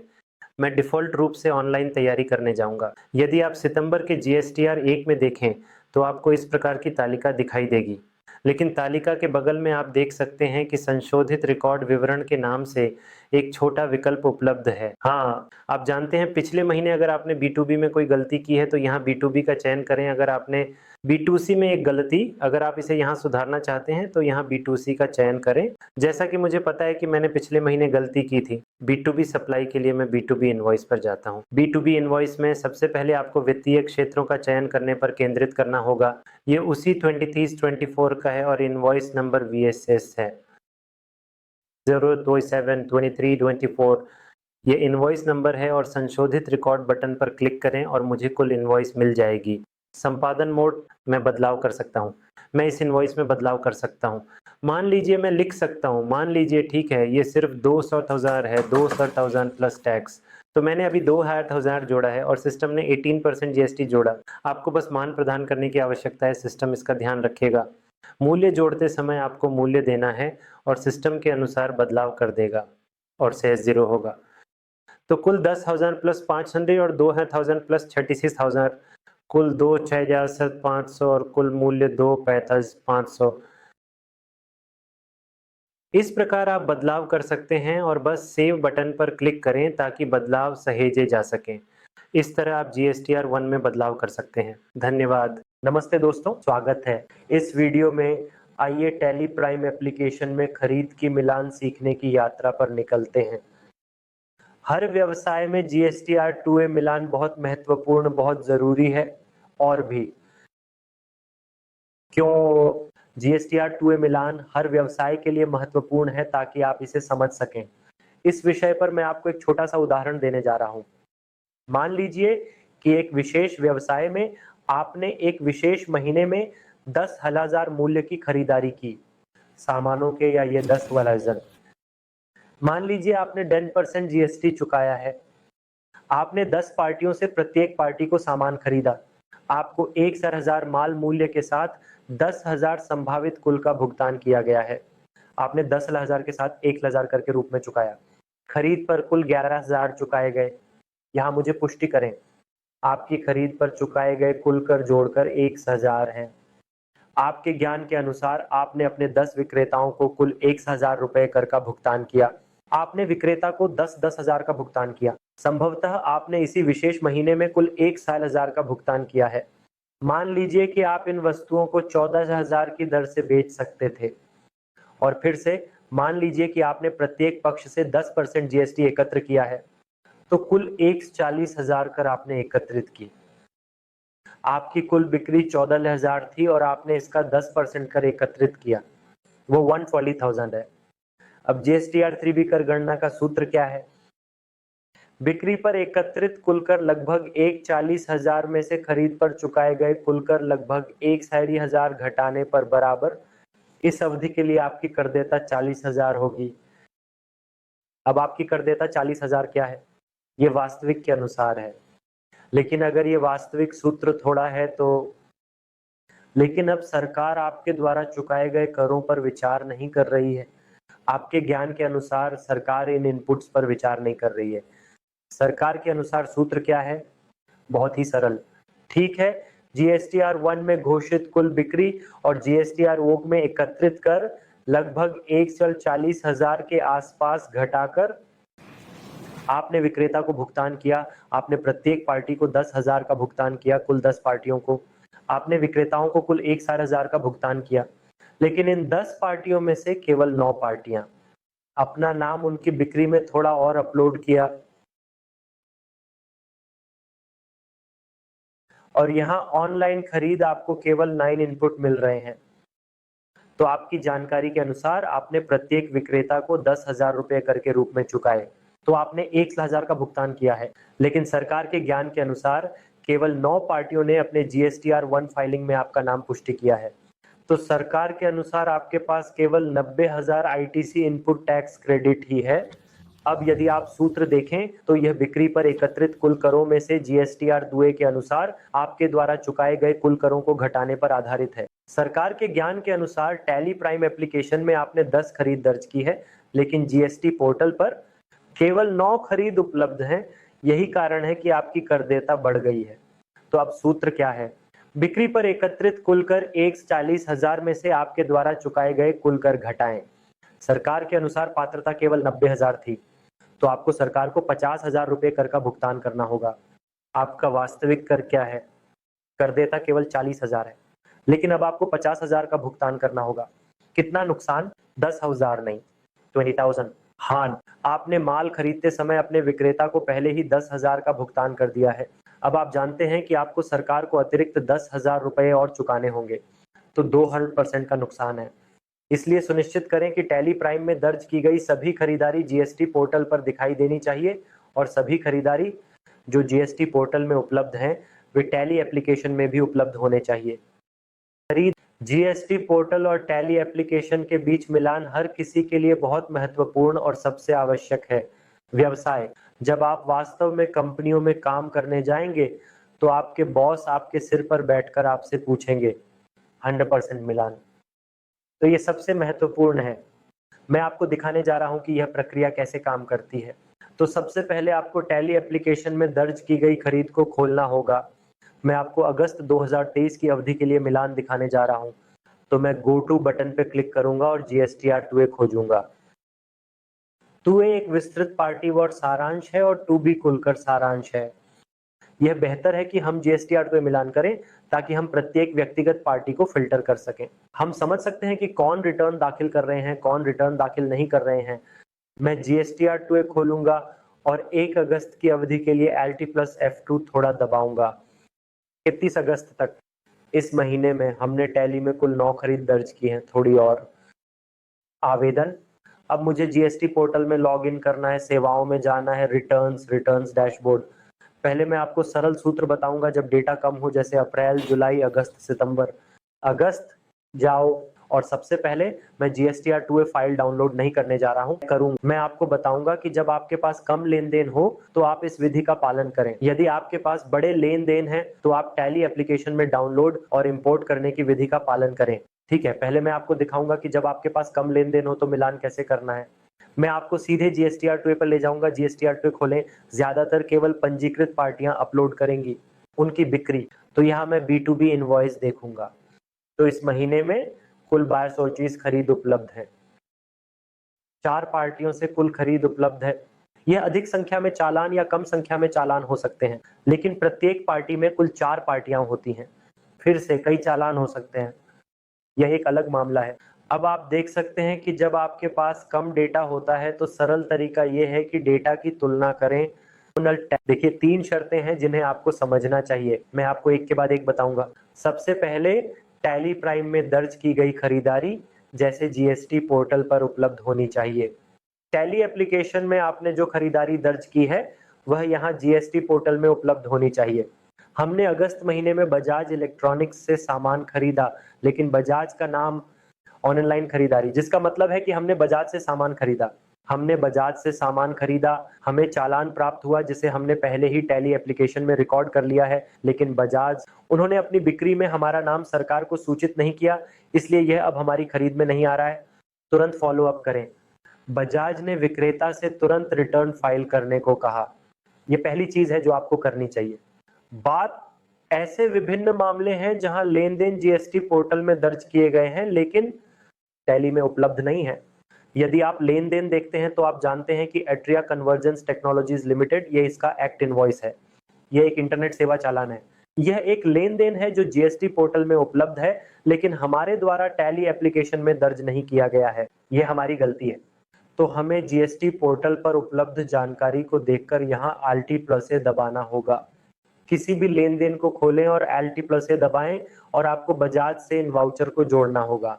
हाँ, आप हैं, आपने बजाज से सामान खरीदा, तो आपको बस चालान नंबर एकत्र करना है।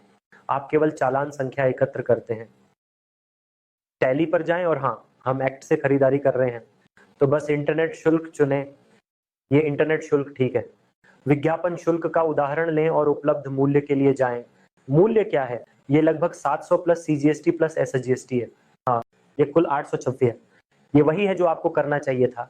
ये दूसरा मामला है। पहला मामला क्या है?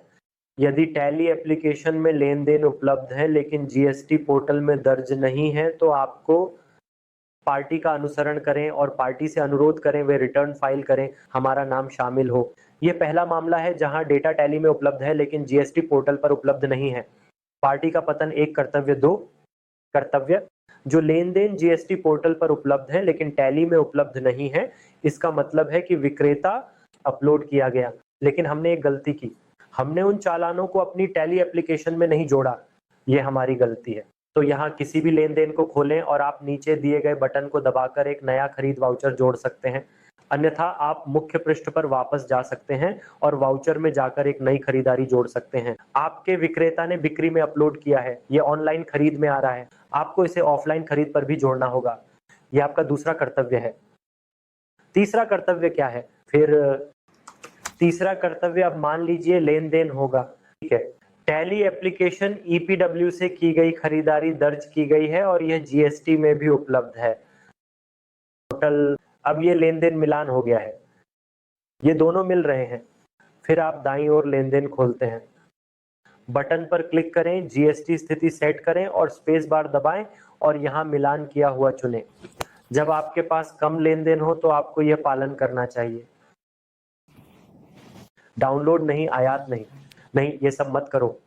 आप बस साइड बाय साइड तुलना कर सकते हैं और यह तय कर सकते हैं कि कौन सही तरीके से रिटर्न दाखिल कर रहा है। जो रिटर्न दाखिल नहीं कर रहे हैं उन्हें स्थिति भेजें, उन्हें अनुसरण करने कहें। यदि आपने इसे रिकॉर्ड नहीं किया है तो आप टैली एप्लीकेशन में एक रिकॉर्ड बनाते हैं, मिलान ठीक हो जाएगा। लेकिन जब आपके पास बड़ी संख्या में लेन देन होते हैं तो आपको इन विधियों का पालन करना चाहिए। सबसे पहले आप जीएसटी पोर्टल पर जाएं, सेवाओं में जाएं, रिटर्न्स डैशबोर्ड पर जाएं। अब मैं आपको बताने जा रहा हूं, जब आपके पास डेटा का बड़ा आकार होता है तो आपको जाना चाहिए, मैं बस जाऊंगा। अगस्त तक खोजें। अब मैं बटन पे क्लिक करूंगा।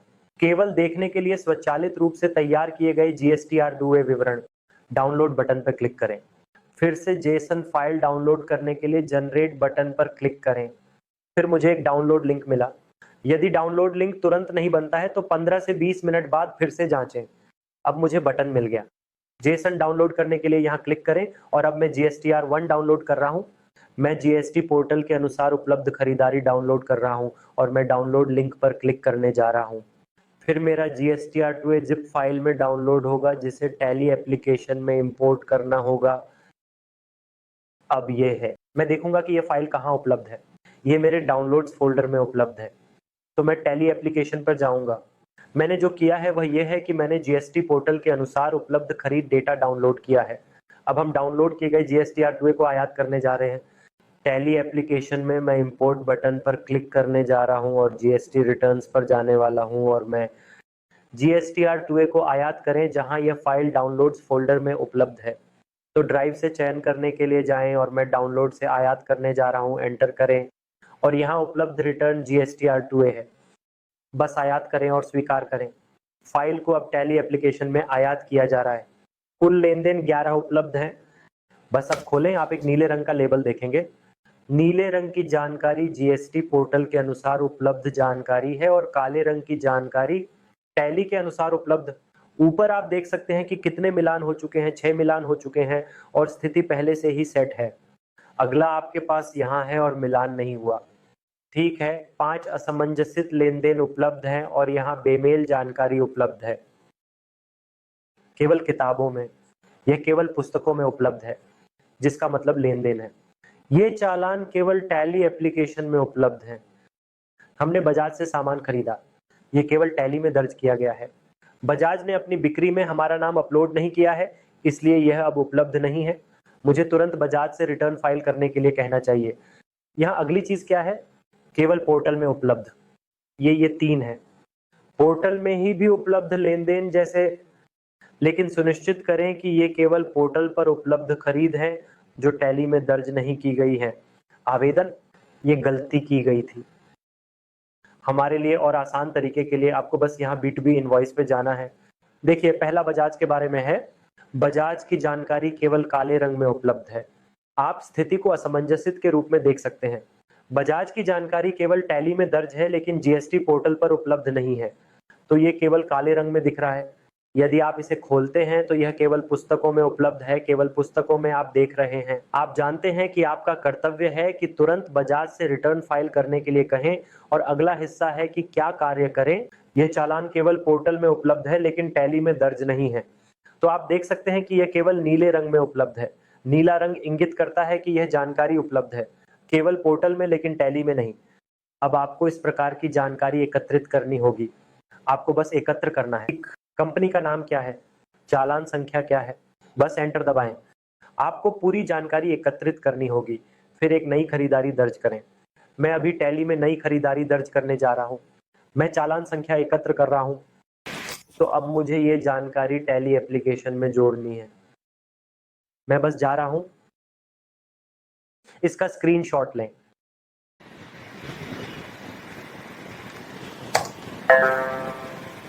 और फिर मैं वाउचर पर वापस चला जाऊंगा। मैं 1 अगस्त को खरीद F2 में 1 अगस्त के रूप में रिकॉर्ड करने जा रहा हूं। ये एक सेवा खरीद है। परिवर्तन मोड पर जाएं, लेखांकन चालान पर जाएं और चालान संख्या उपलब्ध है। अब केवल इस जानकारी को देखकर, ये TG है, TGB1 टन संख्या 5518, 1 अगस्त को एक्ट कंपनी से। यह अप्रत्यक्ष खर्चों के अंतर्गत इंटरनेट सेवाएं हैं। GST लागू विशिष्ट विवरण यहाँ 9963 विवरण। इंटरनेट सेवाओं के यहाँ विशिष्ट विवरण है। 18% कर योग्य कुल मूल्य 700 प्लस CGST प्लस SGST सहेजें। खरीद को जोड़ा गया है।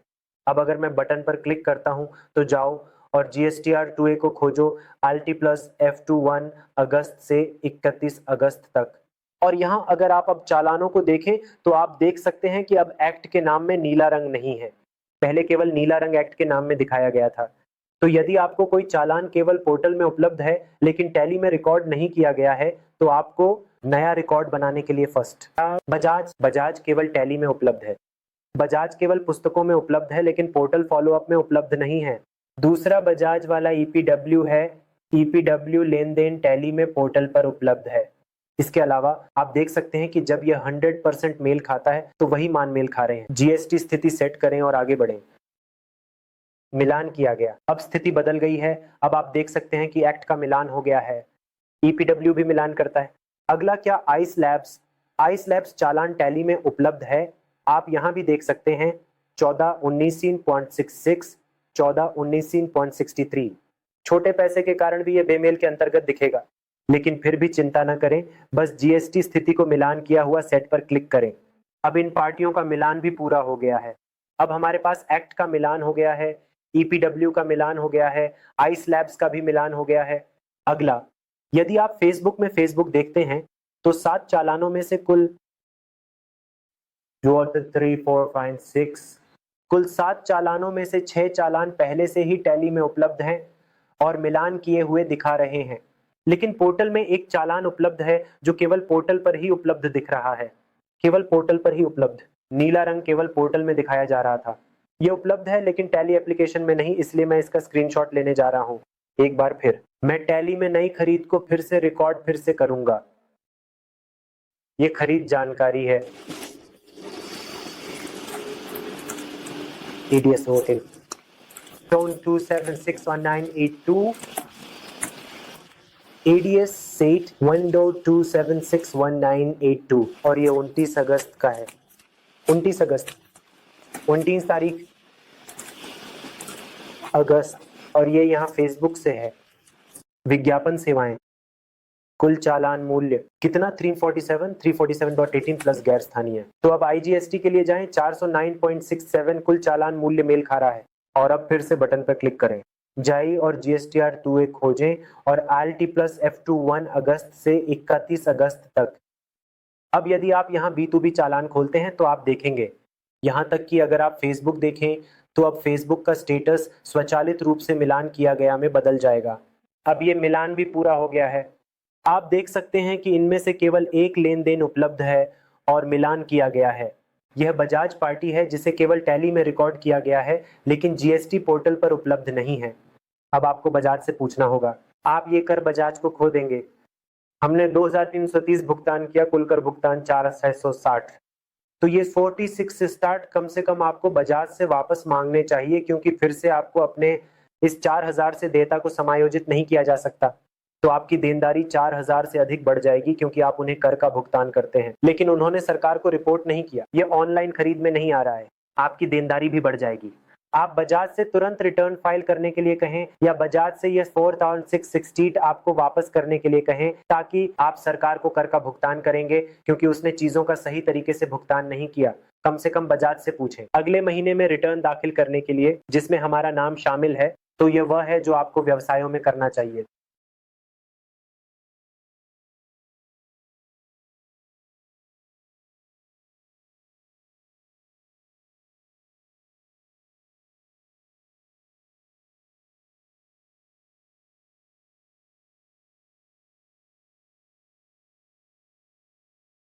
नमस्ते दोस्तों, स्वागत है। इस वीडियो में हम GST संशोधनों के साथ अपनी यात्रा शुरू करने जा रहे हैं। GST संशोधन, एक बार GST रिटर्न दाखिल हो जाने के बाद आप रिटर्न में कोई बदलाव नहीं कर सकते, लेकिन अगले महीने के GSTR 1 में आप इनवॉइस को संशोधित कर सकते हैं। सिर्फ आपको समझाने के लिए, इस अवधारणा पर मैं आपको अगस्त के लिए एक उदाहरण दिखाने जा रहा हूं। तो अगस्त के महीने में, अगस्त GSTR 1 में लगभग 5 पंजीकृत बिक्री उपलब्ध हैं।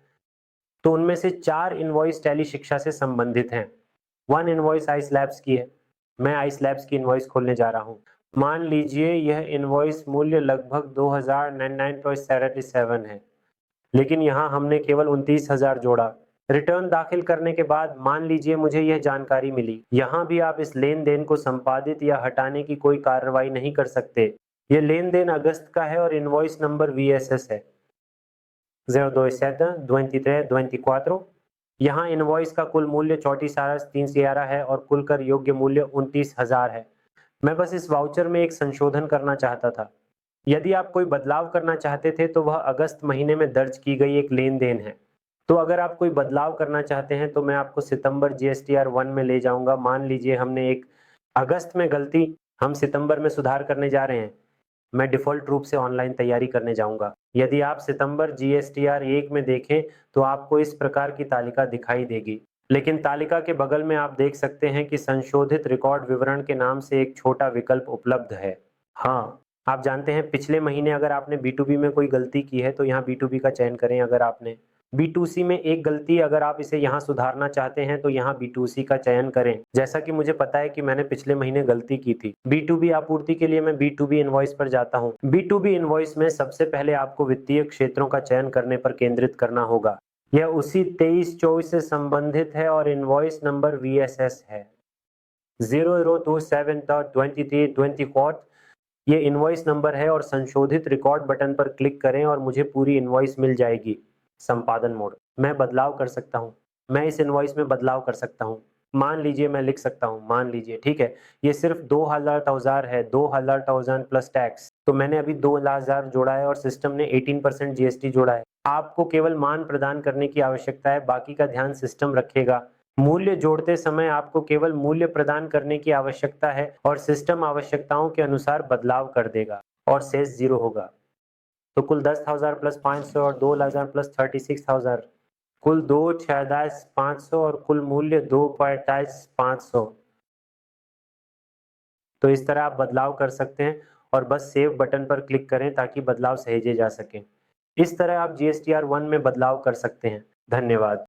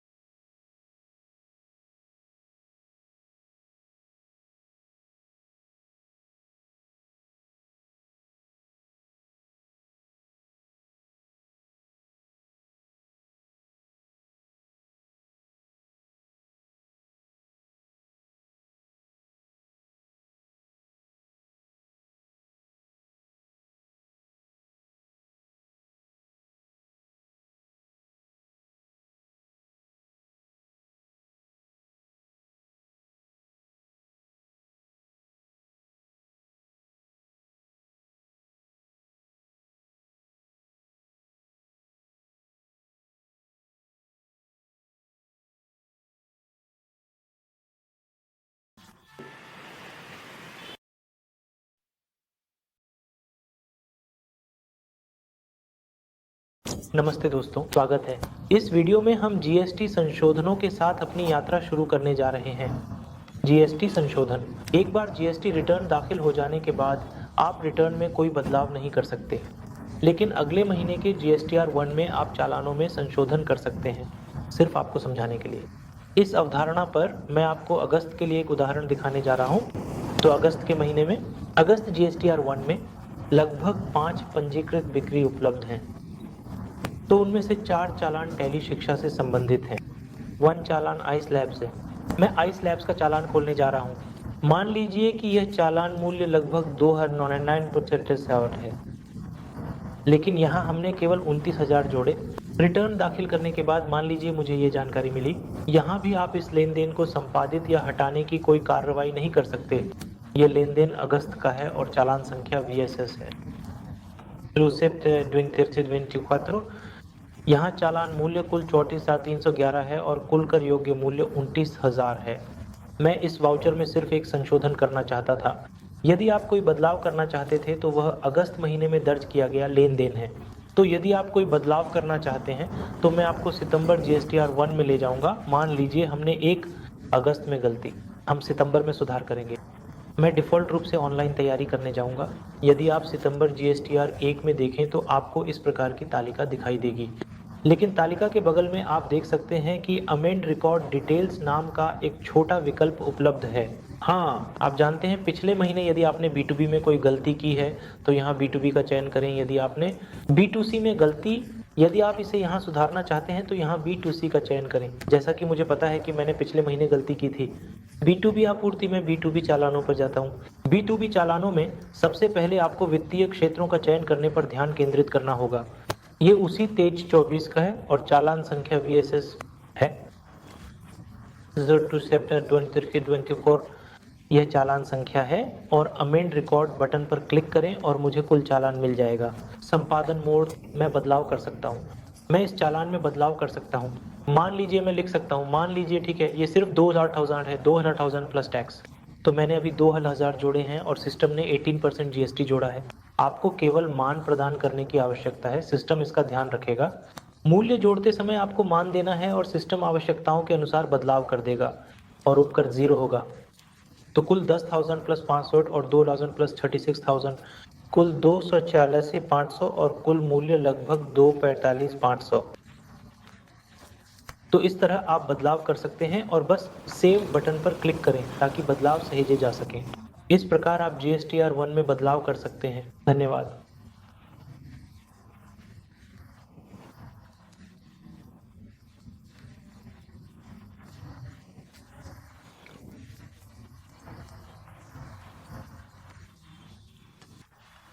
नमस्ते दोस्तों, स्वागत है। इस वीडियो में हम जीएसटी संशोधनों के साथ अपनी यात्रा शुरू करने जा रहे हैं। जीएसटी संशोधन। एक बार जीएसटी रिटर्न दाखिल हो जाने के बाद आप रिटर्न में कोई बदलाव नहीं कर सकते, लेकिन अगले महीने के जीएसटीआर 1 में आप चालानों को संशोधित कर सकते हैं।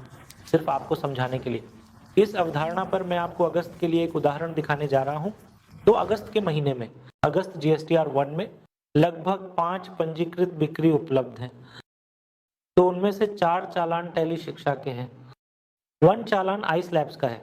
मैं आइस लैब्स का चालान खोलने जा रहा हूँ। मान लीजिए यह चालान मूल्य लगभग 2,099 है, लेकिन यहाँ हमने केवल 29,000 जोड़े। रिटर्न दाखिल करने के बाद मान लीजिए मुझे यह जानकारी मिली। यहाँ भी आप इस लेन देन को संपादित या हटाने की कोई कार्रवाई नहीं कर सकते।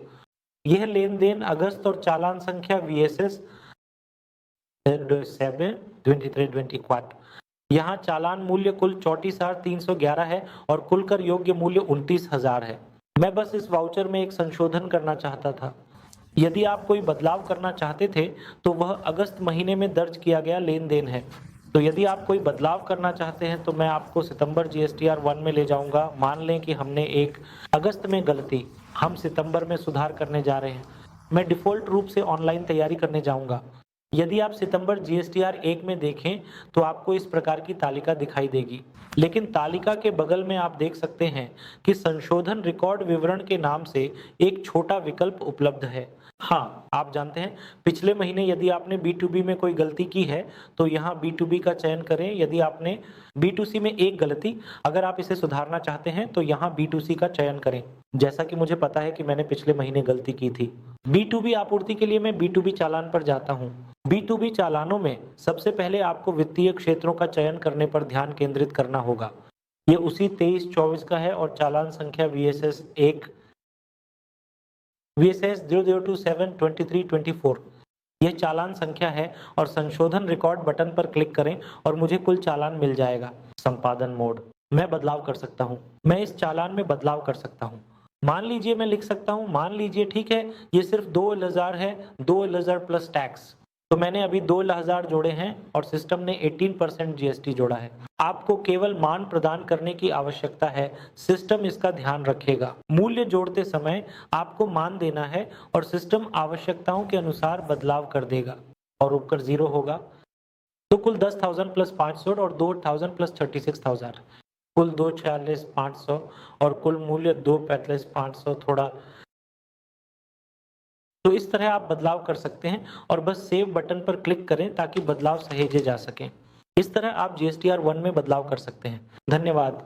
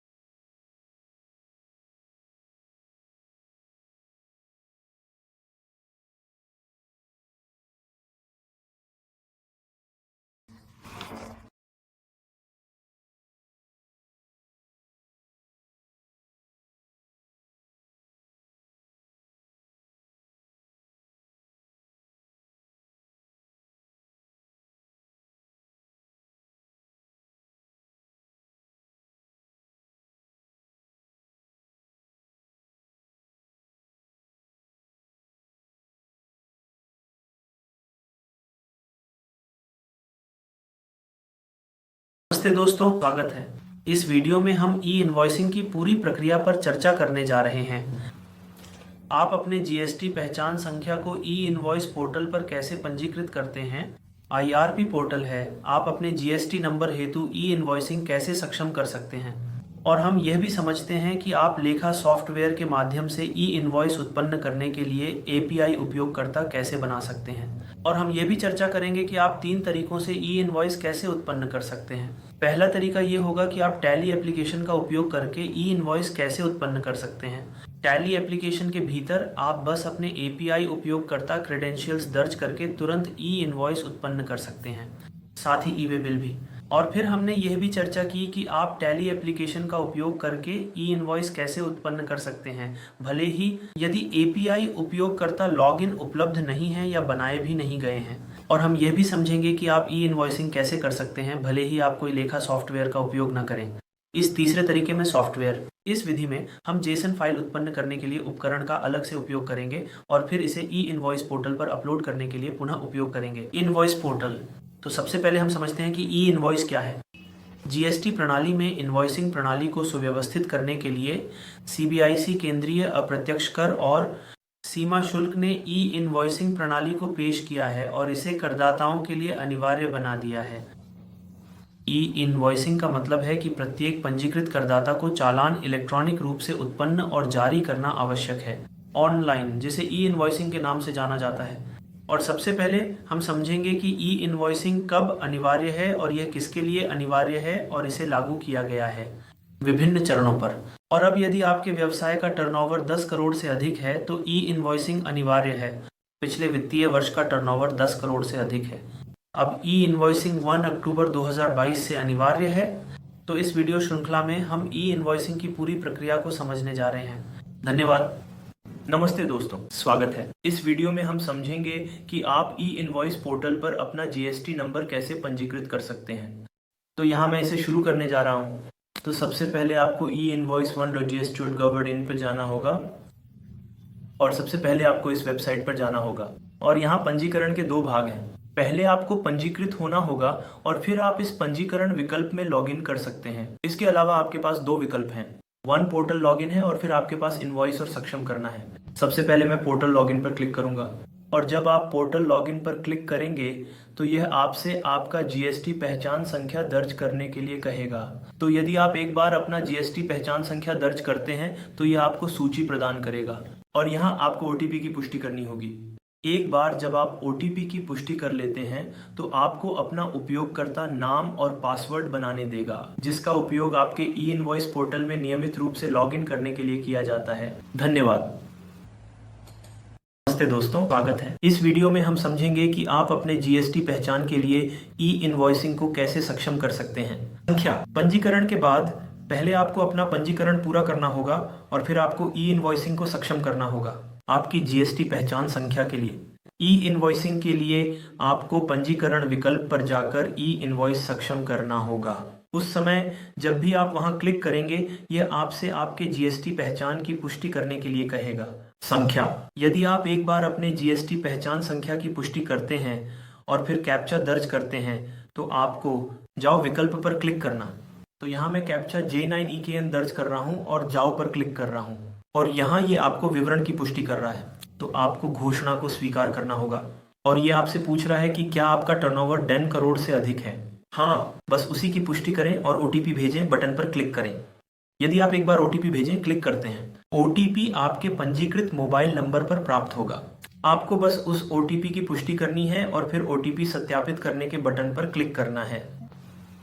यदि आप बटन पर क्लिक करते हैं तो ओटीपी सत्यापित करें। संदेश कहता है कि ओटीपी सफलतापूर्वक सत्यापित हो गया है और अपने टर्नओवर की पुष्टि करने के लिए ओके बटन पर क्लिक करें। और यहाँ आपको वह वित्तीय वर्ष चुनना है जिसमें आपका टर्नओवर 10 करोड़ से अधिक हुआ है।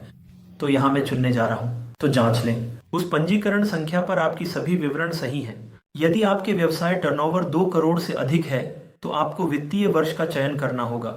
हाँ, मैं वित्तीय वर्ष की पुष्टि करने जा रहा हूँ, जैसा कि आप जानते हैं 2021, और मुझे राशि करोड़ में दर्ज करनी है। यदि आपके पैन का टर्नओवर किसी भी वित्तीय वर्ष में जीएसटी शासन में 10 करोड़ रुपए से अधिक हो गया है तो कृपया दर्ज करें निम्नलिखित राशि करोड़ में। तो मैं वर्ष 2021 का चयन करने जा रहा हूँ और 11 करोड़ दर्ज करने जा रहा हूँ और फिर सबमिट पर क्लिक करें और कृपया इसकी पुष्टि करें। और अब हमने ई इनवॉइस पोर्टल पर जीएसटी ई इनवॉइसिंग को सफलतापूर्वक सक्षम कर लिया है और आप संदेश देख सकते हैं आपके योजना के GSTIN ई इनवॉइसिंग के लिए सक्षम हो जाएंगे और इसमें 25 से 30 मिनट तक का समय लग सकता है। तो 25 से 30 मिनट के बाद आप ई वे बिल में लॉग इन कर सकेंगे। आप ई इनवॉइस पोर्टल में लॉग इन कर सकेंगे और आप नियमित रूप से इनवॉइस जनरेट कर सकते हैं। नमस्ते दोस्तों, स्वागत है। अभी अभी हमने अपना जीएसटी पहचान संख्या ई इनवॉइस पोर्टल पर पंजीकृत किया है और हमने ई इनवॉइसिंग भी सक्षम कर दी है हमारी जीएसटी पहचान संख्या के लिए। अभी हम यहाँ देखेंगे कि आप अपना एपीआई उपयोगकर्ता कैसे बना सकते हैं। अभी अभी आपने जो उपयोगकर्ता नाम और पासवर्ड बनाया है वह किसी भी व्यस्त अनुप्रयोग के लिए नहीं है। यदि आप किसी अन्य लेखांकन अनुप्रयोग का उपयोग कर रहे हैं तो सुनिश्चित करें कि पहले आपको अलग से एपीआई उपयोगकर्ता बनाना आवश्यक है। तो ये लॉगिन्स हैं जो हमने अभी अभी केवल ई इनवॉइस पोर्टल की पहुंच के लिए बनाए हैं, लेकिन उन लॉगिन्स को किसी भी लेखांकन अनुप्रयोग में दर्ज नहीं करना है। उदाहरण मान लीजिए कि हम टैली अनुप्रयोग का उपयोग कर रहे हैं, इसलिए टैली अनुप्रयोग का उपयोग करके ई इनवॉइस उत्पन्न करने के लिए आपको अन्य लॉगिन बनाने की आवश्यकता है। आपको एपीआई लॉगिन बनाने हैं ताकि टैली अनुप्रयोग में लॉगिन का उपयोग ई इनवॉइस उत्पन्न करने के लिए किया जा सके टैली अनुप्रयोग के भीतर। तो यदि आप टैली अनुप्रयोग के भीतर ई इनवॉइस उत्पन्न करना चाहते हैं तो सबसे पहले आपको अपना एपीआई बनाना होगा उपयोगकर्ता। तो इसके लिए सबसे पहले मैं ई इनवॉइस पोर्टल पर जा रहा हूँ। ई इनवॉइस पोर्टल पर बाईं ओर के मेनू से मुझे उपयोगकर्ता क्रेडेंशियल्स के लिए विकल्पों की सूची में से एपीआई पंजीकरण पर क्लिक करना होगा। उपयोगकर्ता क्रेडेंशियल्स से मुझे एपीआई बनाने पर क्लिक करना होगा और एक ओटीपी भेजा जाएगा अपना एपीआई बनाने के लिए। सबसे पहले आपको ओटीपी की पुष्टि करनी होगी ताकि आप एपीआई निर्माण पृष्ठ तक भी पहुंच सकें। तो एक बार ओटीपी की पुष्टि हो जाने के बाद अब मैं एपीआई निर्माण एपीआई पंजीकरण पोर्टल तक पहुंच सकूंगा। यहाँ मुझे चुनना है कि आप किसके लिए और किस उद्देश्य से एपीआई उपयोगकर्ता बनाना चाहते हैं। क्या आप जीएसटी सुविधा प्रदाता की तलाश कर रहे हैं या आप ईआरपी एंटरप्राइज रिसोर्स प्लानिंग की तलाश कर रहे हैं और टैली कंपनी जीएसटी सुविधा प्रदाताओं के तहत पंजीकृत है। तो यहाँ मुझे जीएसटी के लिए जाना होगा। यहाँ मैं आपको कुछ ईआरपी कंपनियां दिखाने जा रहा हूँ जो ईआरपी के रूप में पंजीकृत हैं। तो यदि आपका लेखा सॉफ्टवेयर कंपनी प्रदाता ईआरपी है, ईआरपी पर जाएं। यदि आपका लेखा सॉफ्टवेयर प्रदाता एक जीएसपी है, जीएसटी सुविधा प्रदाता, तो जीएसटी सुविधा प्रदाता जाना होगा। तो यहाँ जीएसटी सुविधा प्रदाता पर जाकर मैं टैली इंडिया का चयन करने जा रहा हूँ। हाँ, मैं बस टैली इंडिया देख रहा हूँ और मैं टैली इंडिया का चयन करूंगा और फिर यह मुझे टैली में प्रवेश करने के लिए उपयोगकर्ता नाम और पासवर्ड बनाने का मौका देगा। अनुप्रयोग, ठीक है। ये नियमित लॉगिन जो हमने ई इनवॉइस पोर्टल तक पहुंचने के लिए बनाए हैं टैली में काम नहीं करेंगे। टैली के लिए आपको एक अलग उपयोगकर्ता नाम और एक अलग पासवर्ड बनाना होगा ताकि वह उपयोगी हो सके। अपने ई इनवॉइस बनाएं।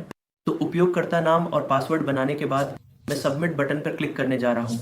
यदि आप सबमिट बटन पर क्लिक करते हैं आपका उपयोगकर्ता एपीआई बन जाएगा। भवानी तेलुगु ई सफलतापूर्वक बनाया गया है और यदि आप अपने बनाए गए उपयोगकर्ताओं की जांच करना चाहते हैं तो बस आपको एपीआई पंजीकरण में जाना होगा जहां आप उपयोगकर्ता क्रेडेंशियल्स और सूची देख सकते हैं एपीआई का। तो यहाँ मैंने केवल एक चीज बनाई है जो जीएसटी सुविधा प्रदाता के लिए है। जीएसटी सुविधा प्रदाता tally India private limited company. तो इस प्रकार आप अपने एपीआई उपयोगकर्ता बना सकते हैं। तो केवल इस एपीआई उपयोगकर्ता नाम और पासवर्ड का उपयोग करके आप टैली अनुप्रयोग में ई इनवॉइस उत्पन्न कर सकते हैं। इसके साथ ही आप टैली अनुप्रयोग में ई वे बिल भी उत्पन्न कर सकते हैं।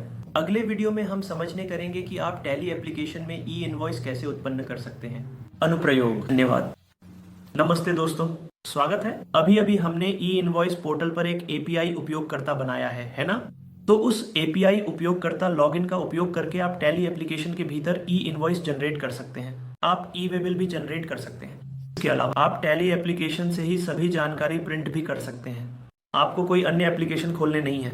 तो यहाँ सबसे पहले मैं आपको दिखाने जा रहा हूँ कि आप इनवॉइस जानकारी को कैसे कॉन्फ़िगर कर सकते हैं। आप कैसे कॉन्फ़िगर कर सकते हैं टैली में ई इनवॉइस आवश्यकताएं, एप्लीकेशन, फिर हम ई इनवॉइस जनरेट करने आगे बढ़ते हैं। तो इसलिए एक नई कंपनी बनाते समय सुनिश्चित करें कि आपने अपने सभी कंपनी पते को पिन कोड सहित अपडेट किया है और सब कुछ। और उसके बाद टैली मुख्य पृष्ठ से F11 दबाकर बस कंपनी में कंपनी फीचर्स पर जाएं। हमें जिन सुविधाओं की आवश्यकता है उनमें जीएसटी को सक्षम करना शामिल है और अपने जीएसटी नंबर और दाईं ओर की सभी चीजों की पुष्टि करें। आपके पास इनवॉइस सुविधाएं हैं जहां आपको ई वे बिल लागू करने की आवश्यकता है।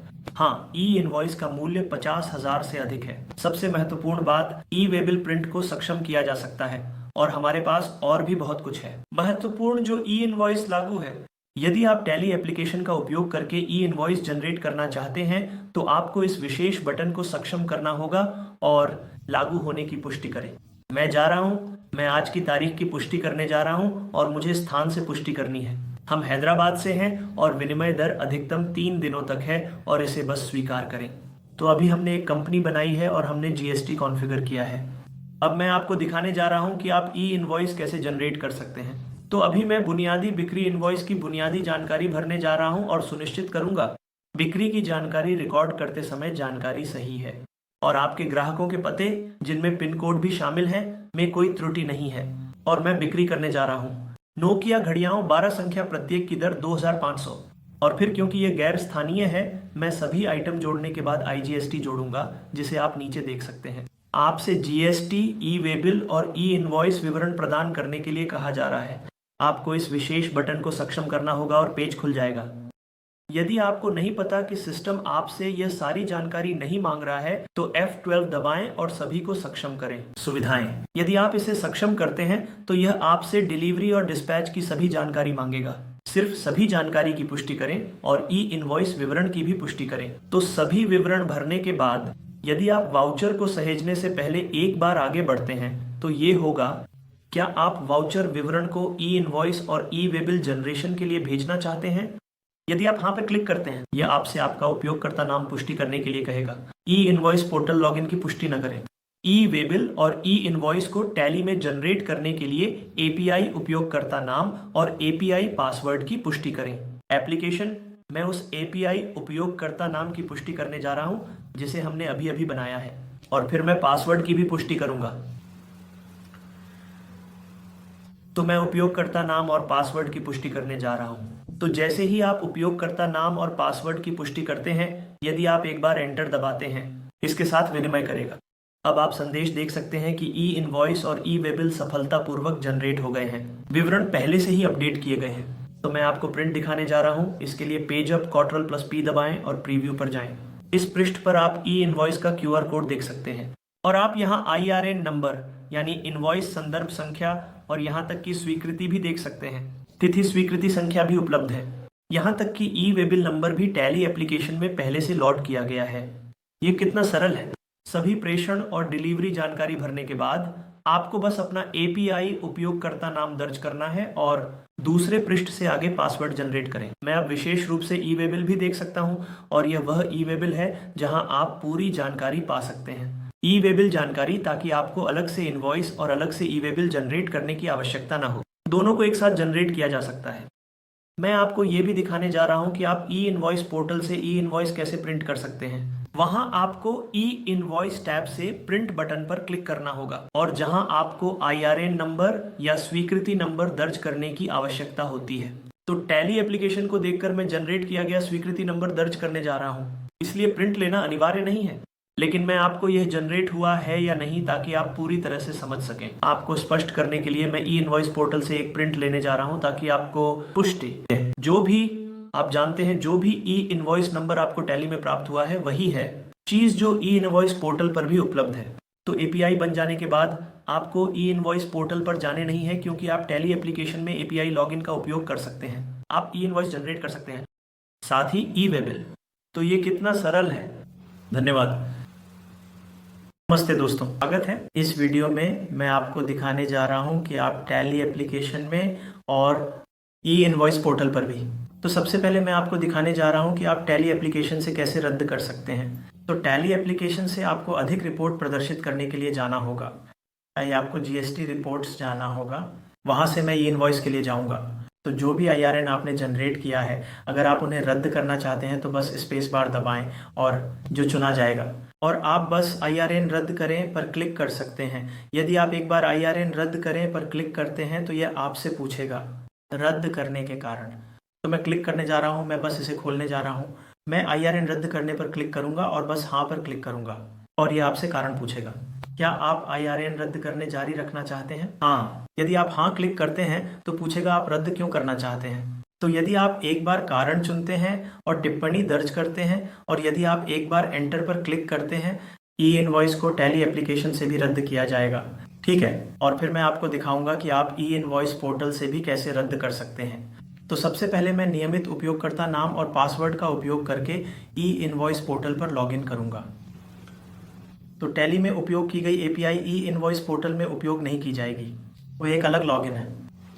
तो उपयोगकर्ता नाम और पासवर्ड की पुष्टि करने के बाद मैं ई इनवॉइस पर क्लिक करूंगा, मुझे विकल्प दिखाई देगा रद्द करें।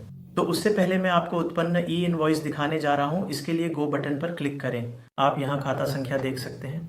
मैं बस इसे कॉपी करता हूं और आप वर्तमान स्थिति देख सकते हैं जो सक्रिय के रूप में दिखने वाली है। सक्रिय, तो वर्तमान स्थिति सक्रिय है। मैं बस अभी स्वीकृति संख्या को कॉपी कर चुका हूं। मैं होम टैब पर जाऊंगा, ई इनवॉइस रद्द करें और फिर मैं स्वीकृति संख्या दर्ज करूंगा और उसे पेस्ट करके आगे बढ़ूंगा। और ये आपकी ई इनवॉइस है और मैं नीचे स्क्रॉल करूंगा और वहां मुझे रद्द करने का उपयुक्त कारण चुनना होता है। तो मैं कारण के रूप में गलत इनवॉइस नंबर का उपयोग किया गया या गलत नंबर दर्ज करने जा रहा हूं। तो आपके उपयुक्त कारण पर और फिर सबमिट क्लिक करें और आपका ई वे बिल और आपका ई इनवॉइस सफलतापूर्वक रद्द कर दिया गया है। ये इतना सरल है। आप अपने उत्पन्न ई इनवॉइस को रद्द कर सकते हैं और आप फिर से इनवॉइस पर जा सकते हैं, फिर से जा सकते हैं, माफ़ करें, फिर से आप रिपोर्ट्स में जा सकते हैं और उत्पन्न ई इनवॉइस को रद्द कर सकते हैं। और यदि आप यहाँ इनवॉइस रद्द करने के लिए जाते हैं तो आप अपने रद्द किए गए ई इनवॉइस का पूरा विवरण देख सकते हैं। धन्यवाद। नमस्ते दोस्तों, स्वागत है। इस वीडियो में मैं आपको दिखाने जा रहा हूँ कि आप टैली एप्लीकेशन से ई इनवॉइस कैसे जनरेट कर सकते हैं। हम JSON फाइल जनरेट करेंगे और इसे इनवॉइस पोर्टल पर अपलोड करेंगे और सुनिश्चित करें कि यह वही विधि है जिसका पालन तब किया जाना चाहिए जब आपके पास API यूजर लॉगिन क्रेडेंशियल्स नहीं है। जब आपके पास केवल इनवॉइस पोर्टल लॉगिन हो लेकिन इनवॉइस API यूजर लॉगिन ना हो। तो बस मान लें कि हमारे पास API यूजर नहीं है, तो आपकी इनवॉइस जानकारी को टैली से JSON फॉर्मेट में कैसे बदलें, आप उसे कैसे अपलोड करते हैं ई इनवॉइस जनरेट करने के लिए इनवॉइस पोर्टल पर फाइल। तो इसके लिए टैली एप्लीकेशन में सबसे पहले मैं इनवॉइस जानकारी रिकॉर्ड करने जा रहा हूं और सुनिश्चित करें कि आपका पार्टी की जानकारी और पता और पिन कोड सही है और कोई त्रुटि नहीं है। और इनवॉइस जानकारी प्रदान करने को सक्षम करें और सुनिश्चित करें कि सभी विवरण सही ढंग से भरें ताकि दूरी, किलोमीटर की संख्या, वाहन संख्या, आप जानते हैं, डिस्पैच जानकारी, सब कुछ सुनिश्चित करें कि यह सही है और इस डेटा में कोई त्रुटि नहीं है। और फिर मैं इसे नियमित वाहन पुष्टि करूंगा और यहाँ मुझे ई इनवॉइस विवरण की पुष्टि करनी है। और इस वाउचर को सेव करने से पहले यह आपसे पूछेगा कि क्या आप इस वाउचर को भेजना चाहते हैं। आप API लॉगिन होने पर हाँ पर क्लिक कर सकते हैं, तो कृपया नहीं पर क्लिक करें क्योंकि हमारे पास नहीं है। तो ऑफलाइन JSON जनरेट करने के लिए हमें GST रिपोर्ट्स में जाना होगा और ई इनवॉइस पर जाना होगा। वहां से आपको IRN जनरेशन के लिए IRN जनरेशन बटन पर क्लिक करना होगा और वहां केवल एक इनवॉइस है, जनरेट करने के लिए लंबित है। तो यहाँ JSON फाइल जनरेट करने के लिए मुझे एक्सचेंज बटन पर क्लिक करना होगा और ई इनवॉइसिंग के लिए भेजना होगा और यहाँ मुझे क्लिक करना है। विशिष्ट लेन देन का चयन करने के बाद मुझे ऑफलाइन एक्सपोर्ट पर क्लिक करना होगा। अगर मैं सेंड बटन पर क्लिक करता हूँ तो ये मुझसे API यूजर लॉगिन पूछेगा, तो मुझे केवल ऑफलाइन एक्सपोर्ट पर क्लिक करना है। तो एक बार जब आप ऑफलाइन एक्सपोर्ट पर क्लिक करेंगे तो JSON बन जाएगा और मैं डेस्कटॉप चुनने जा रहा हूँ मेरे एक्सपोर्ट किए गए JSON को सेव करने के लिए। डेस्कटॉप चुनने के बाद मैं कंट्रोल दबाऊंगा और सेव पर क्लिक करूंगा। तो अब मेरे कंप्यूटर पर एक JSON फाइल बनाई गई है। इसे अपलोड करने के लिए मैं अब ई इनवॉइस पोर्टल पर जाऊंगा। तो ई इनवॉइस पोर्टल पर लॉगिन करने के बाद आपको ई इनवॉइस बटन पर क्लिक करना होगा और फिर मुझे बल्क अपलोड पर क्लिक करना है। तो जब भी मैं बल्क अपलोड पर क्लिक करूंगा ये मुझे JSON फाइल अपलोड करने का मौका देगा। तो मैं डेस्कटॉप से फाइल चुनने जा रहा हूँ। मैं ओपन पर क्लिक करूंगा। एक बार जब आप ओपन पर क्लिक करेंगे तो वह फाइल अपलोड हो जाएगी और अपलोड बटन पर क्लिक करें। यदि आप एक बार अपलोड बटन पर क्लिक करते हैं तो आपका ई इनवॉइस सफलतापूर्वक जनरेट हो जाएगा यदि विवरण सही है। अब आप यहाँ पर स्वीकृति संख्या देख सकते हैं, IRN नंबर, सब कुछ सफलतापूर्वक जनरेट हो गया है। अब मैं स्वीकृति संख्या को कॉपी करने जा रहा हूँ सिर्फ आपको एक प्रिंट आउट दिखाने के लिए, और आप यहाँ से सीधे प्रिंट भी ले सकते हैं और आप साइन किया JSON डाउनलोड कर सकते हैं। और आप PDF चीज़ भी डाउनलोड कर सकते हैं। मैं उस फोल्डर को खोलकर उसे अनजिप करने जा रहा हूँ। राइट क्लिक करें और मैं अनजिप के लिए जाऊँगा और आपको PDF चीज़ दिखाऊँगा। मैं डेस्कटॉप पे जाऊँगा, ठीक है। और इस प्रकार मैं फाइल पर डबल क्लिक करने जा रहा हूँ और इस प्रकार आपका ई इनवॉइस जनरेट हो गया टैली एप्लीकेशन में। धन्यवाद। सभी बिक्री जानकारी रिकॉर्ड करने के बाद हमने टैली से JSON को अपने PC में एक्सपोर्ट किया है। अपने PC से फिर से हम उस फाइल को ई-वे-बिल पर अपलोड कर रहे हैं, माफ़ करें इनवॉइस पोर्टल पर। तो ये एक दो तरफा प्रक्रिया है। जब API लॉगिन हो तो आप सीधे भेजें बटन पर क्लिक कर सकते हैं और API यूज़र नेम दर्ज कर सकते हैं, पासवर्ड। जब आपके पास नहीं हो तो आपको ऑफलाइन एक्सपोर्ट पर क्लिक करना होगा और JSON इकट्ठा करना होगा और उसे अपलोड करना होगा ई इनवॉइस पोर्टल पर।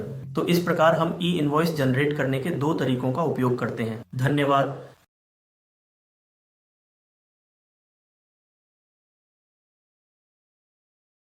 नमस्ते दोस्तों, स्वागत है। इस वीडियो में आप ई इनवॉइस कैसे बनाएं जब कोई अकाउंटिंग एप्लीकेशन का उपयोग नहीं करते।